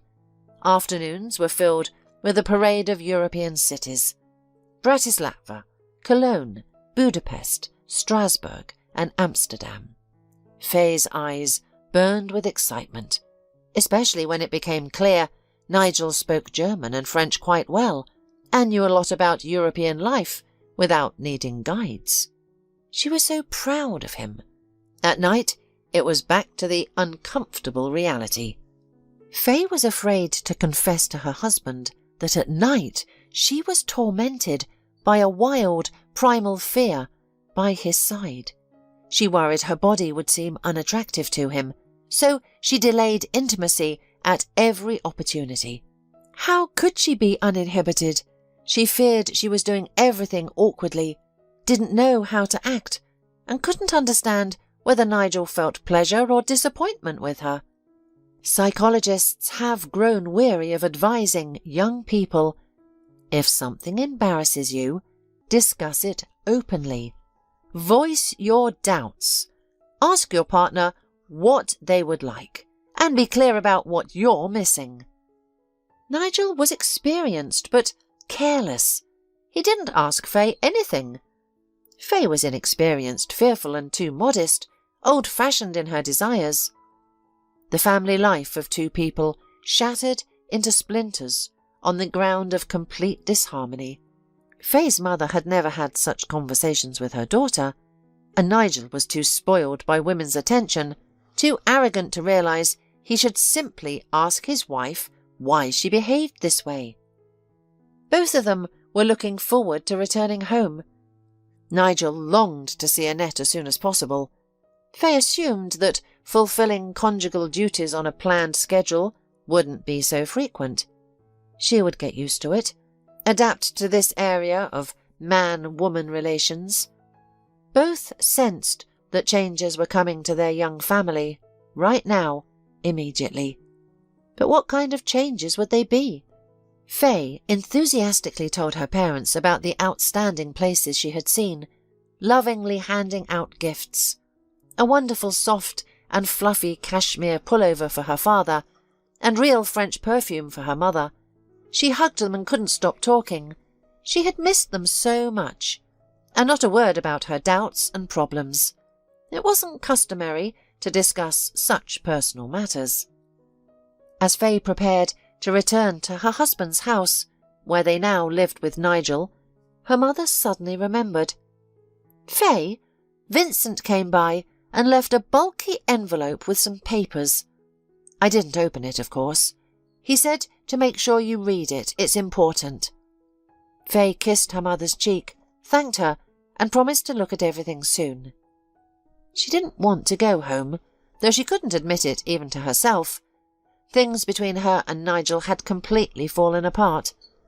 It had been only a few days since they'd returned from Amsterdam, and he hadn't spent a night at home, citing meetings with friends, eager to hear about his trip to old Europe. Mrs. McLean treated her daughter-in-law as if she were invisible. Gary McLean worked around the clock. Where he had found the strength for such a schedule was anyone's guess. Since the newlyweds' return from their cruise, they'd only seen him one time at breakfast. Faye kept wondering, is this normal in all wealthy families? Thank goodness my vacation ends soon. I will be back at my beloved job. However, Faye's devotion to her work had bewildered her mother-in-law when they unpacked after the trip. Carla was even shocked. Normal ladies bring back clothes and cosmetics from Europe, but my daughter-in-law brought German laboratory glassware. Faye's explanation was equally baffling. "Now I can do some of my tests with this precise equipment. It'll make my work so much easier." Carla clutched her head thinking, "This Faye isn't normal. Living with her, I don't need to see clowns at the circus." She tried to discuss the young wife's oddities with her son, but he merely waved her off. "Leave her be. Let her have her fun," he said, before leaving for the day without explaining his business. Annoyed by her daughter-in-law's quirks, the mother-in-law wanted to ask Nigel again when he planned to start working for his father's company. Gary had practically moved into the office. He could use an educated assistant with a law degree, she thought, but her son was already gone on his business. It seemed he'd grown weary of marriage, but who could understand these modern young people, always glued to their phones? Faye closed the bedroom door and laid out souvenir magnets on the bed, reminiscing about European cities. Searching her purse for her phone to check when her husband would be home, she found the envelope from her friend Vincent. She extracted several sheets of paper, the first titled Dossier on the McLean Family. Faye smiled. Vincent's done a whole investigation. On the first page was a handwritten note. She could almost hear her friend's voice. Faye, my dear, don't take my notes lightly. I've honed my data mining skills over the years. I think you might want to know what your new family is really like. Hugs, always yours, Vincent. Faye hesitated. Should I uncover the skeletons in my husband's family closet? Curiosity won out. She began reading the printed information, and after a quick scan, she stared out the window for a long time. Then she reread the same page more carefully and thought, this can't be. There must be some mistake. Carla was bored and itching to stir up trouble. She surveyed the living room from her deep armchair by the TV, went to the kitchen for orange juice, and regretted giving the maid the weekend off. The housekeeper and cook are getting lazy, she thought. I just gave them a few days off, and now they want next Saturday and Sunday too. The dusting can't wait, and we could use a thorough cleaning. Carla kept a tight rein on household cleanliness and didn't cut her staff any slack. Faye tried to sneak into the kitchen for water. After reading Vincent's message, her throat was parched and her head spun. Seeing her, the mother-in-law couldn't resist the opportunity to needle the young woman. She abruptly rose from her comfortable seat and headed for the refrigerator. Faye, where does Nigel keep disappearing to? Has he already lost interest in you? It's not surprising. I've never understood what people from such different backgrounds have in common. There's an enormous gap between you. Your ability to live in a decent home, your education level, your intelligence. I understand the boy's hormones were raging, but he seems to have cooled off quickly. He doesn't even come home some nights.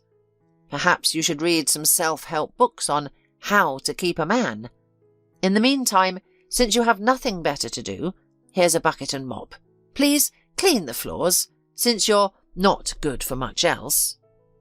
Faye spun around, glaring at the woman from head to toe, and retorted, Why don't we start my training now, since such an experienced teacher is at hand?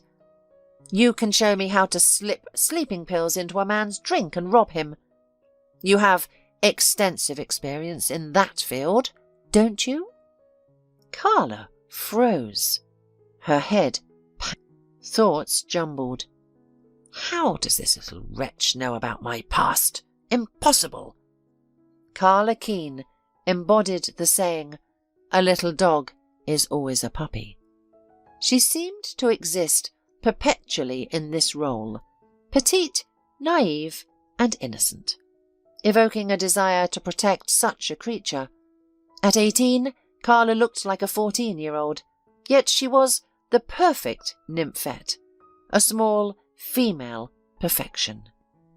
Carla's first life lesson came from her mother, a woman obsessed with men. As far back as Carla could remember, her mother was always embroiled in some stormy affair, but oh, how brilliantly she set the stage for love. Working as an actress in a small theatre, forever cast in minor roles, she had become a master of improvisation. Returning from school, Carla might find not her mother, but romantic Juliet, or the brave brigand from the Snow Queen. On the actual stage, her mother often got roles with lines like, "Dinner is served," but at home she was the star. Men were enthralled by her colourful fantasies, and Carla absorbed the art of beguiling beaux.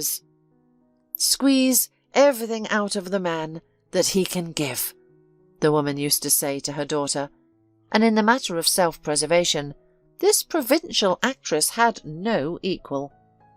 Suitors crossing the threshold of their home entered a small, bustling world of just 2 rooms. Everything resembled the chambers of a palace, each piece of interior a work of art. The reason was simple. Carla's mother had golden hands. Whenever the theatre discarded any props, she would salvage them, poring over literature, transforming furniture into valuable thing, restoring and reanimating any junk. Carla absorbed this art like a sponge.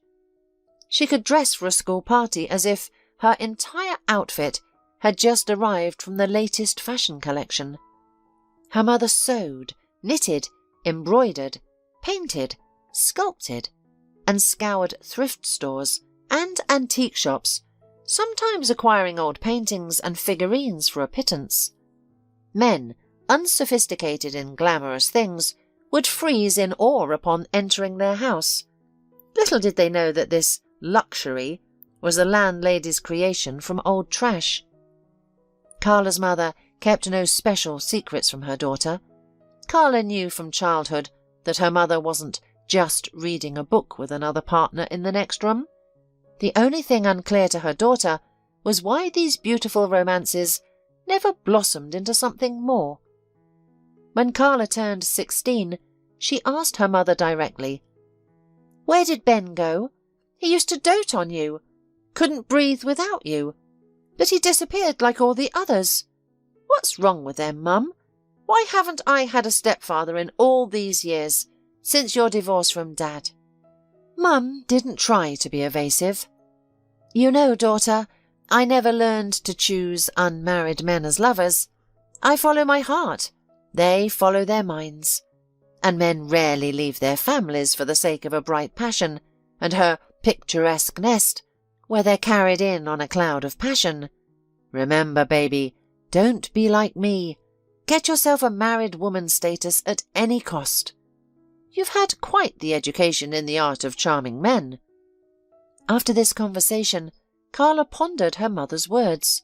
Then, as if by chance, she met her old friend who had moved to the capital with her parents and was now visiting her grandmother in their hometown. "Ah, Carla, I've set up such a business in the capital," the friend said with enthusiasm. "You'd fit right in from the start. I need girls who look like teenagers, just beginning to mature, outwardly innocent as lambs. Summer vacation's coming up. Come, see me in the capital. You won't regret." Why not? Carla suddenly thought. My mother's having another affair, and I'll only be in her way. I'll go away, as if I'm just visiting, to unwind and see what my friend is up to. Her parents aren't rich, but she dresses like a true city girl. The capital greeted Carla with the hum of money and bustle. No one cared about anyone here. Everyone was in a hurry, running, late. Her friend settled her at her rented apartment and said, "We'll have tea at my place this evening to celebrate our reunion. For now, we're doing business. We'll take the subway, not a cab. I have several working apartments in another district. It's quieter here than in the city centre." Carla Keene, far from naive, gazed at her older friend in amazement. Marilyn was only 20, yet she spoke like a seasoned adult. Carla resolved to cling to the capital with all her might, teeth, claws, and all four paws. She'd also heed her mother's advice. She'd leave only as a married, successful woman. Later, she was even more surprised by her discovery. Marilyn managed to put such an occupation on the stream that clever crooks could envy. The scheme was simple yet ingenious. There were 3 girls on her team, such delicate creatures. Though of legal age, they all looked much younger, like teenage girls venturing into an adult bar with alcoholic drinks for the first time. The city had a sea of drinking establishments. If you changed locations, no one would find you. Marilyn's mother was a pharmacist. At home, there was often talk of trendy medicines, including sleeping pills.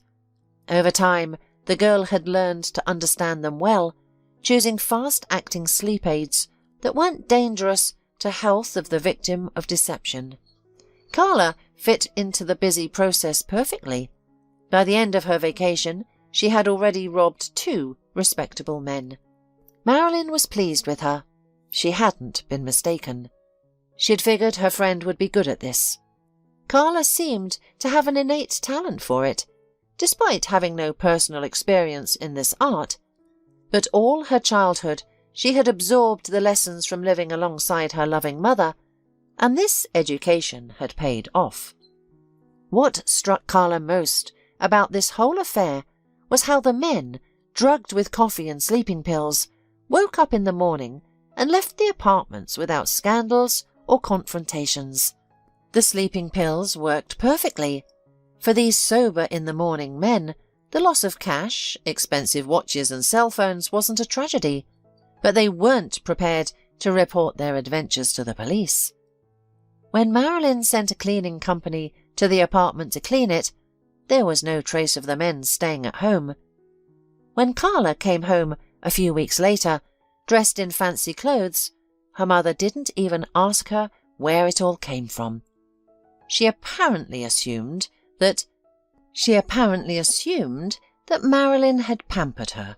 Engrossed in a hot new affair, the woman easily let her daughter go to the capital for spring vacation and for the expected admission to the college after passing the final exams. The girl was an adult. There was nothing wrong with her starting out on her own. Successful raids on the pockets of the men allowed Carla to rent a separate apartment, dress up and attend driving school to get her license. Everything went smoothly, financially, until a man from law enforcement fell into their net. Unlike the others, he didn't forget the offence after a good night's sleep. He lurked, started a stakeout, and, as they say, got on the tail of Marilyn and her friendly company, who all felt completely untouchable. They were all apprehended together at an apartment, where the whole female gang was celebrating Marilyn's birthday. They couldn't charge the girls. Everything was based only on guesses and assumptions, with no evidence found in the apartment. So, the girls' gang had to be released without consequences. Only Carla was detained. The hero of her crime novel very much wanted to punish the impudent girl. He didn't even care that the truth about him might come out. At the intense interrogations, Carla stubbornly insisted that she hadn't slipped anything to anyone, and that she had also been surprised that her new acquaintance had fallen asleep so suddenly. It was impossible to prove that Carla had spiked the man's drink. However, the girl was detained for 72 hours until the circumstances were clarified. To make matters worse, she was kept in a cell with all sorts of suspicious characters. And to Carla's great luck, that's where Gary McLean, the future head of a large company, saw this lonely, unhappy, downcast girl for the first time. He was already in his 5th year of study in the capital and was about to defend his thesis. His passport had been snatched from him in the crowded subway. While getting a temporary certificate for his lost ID, he sat in the corridor of one of the police offices. At the end of the corridor was a pre-trial detention cell. The officer had sent Carla there on principle. He wanted to pressure her psychologically by keeping her in the company of completely degraded characters. At that time, Gary McLean wasn't yet rich, but money was beginning to favour him. He also had a close friend in this department. Both were from the same city, had known each other since childhood, and had rushed to the capital together, but had taken different paths. Having asked to know everything about the girl, who immediately captured his heart, Gary never doubted for a second. He bought her freedom, sacrificing his savings. brought her to his apartment and firmly asked, "I liked you very much at first sight. I know your whole background, but that doesn't stop me. In 2 months I'm graduating from university and returning to my homeland. I want you to come with me." At that moment, Carla, frightened by recent events, didn't care who became her saviour. She feverishly washed off the moral dirt under the shower for an hour, then asked Gary a single question.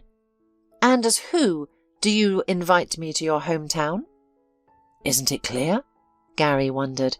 "As a life companion, an official wife. I usually make decisions in life at once." Carla calmed down as soon as she heard the key word, wife, and that same night she and Gary became intimate.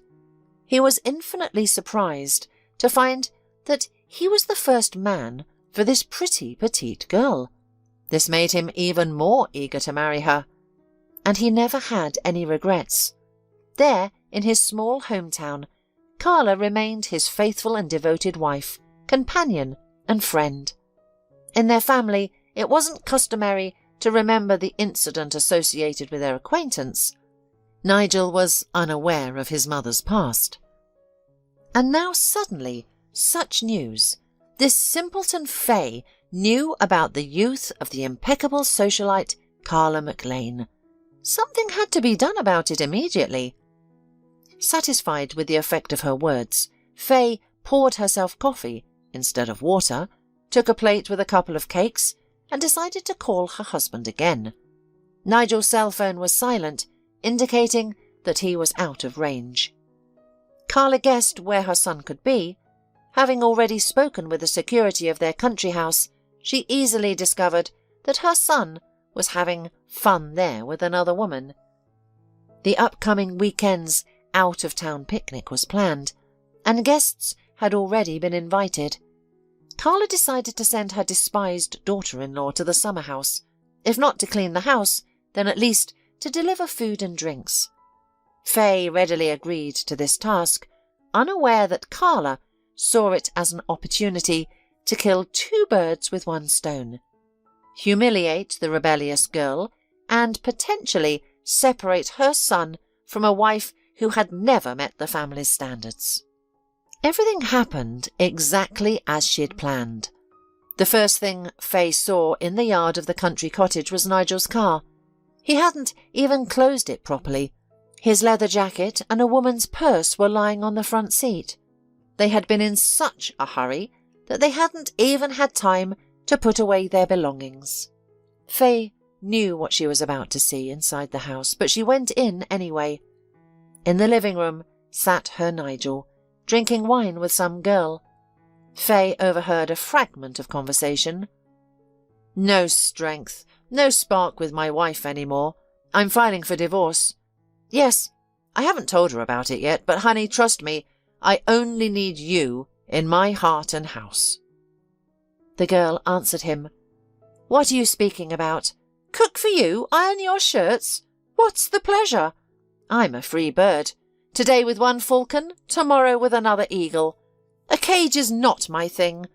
The young couple, embracing one another, rushed upstairs to the bedroom.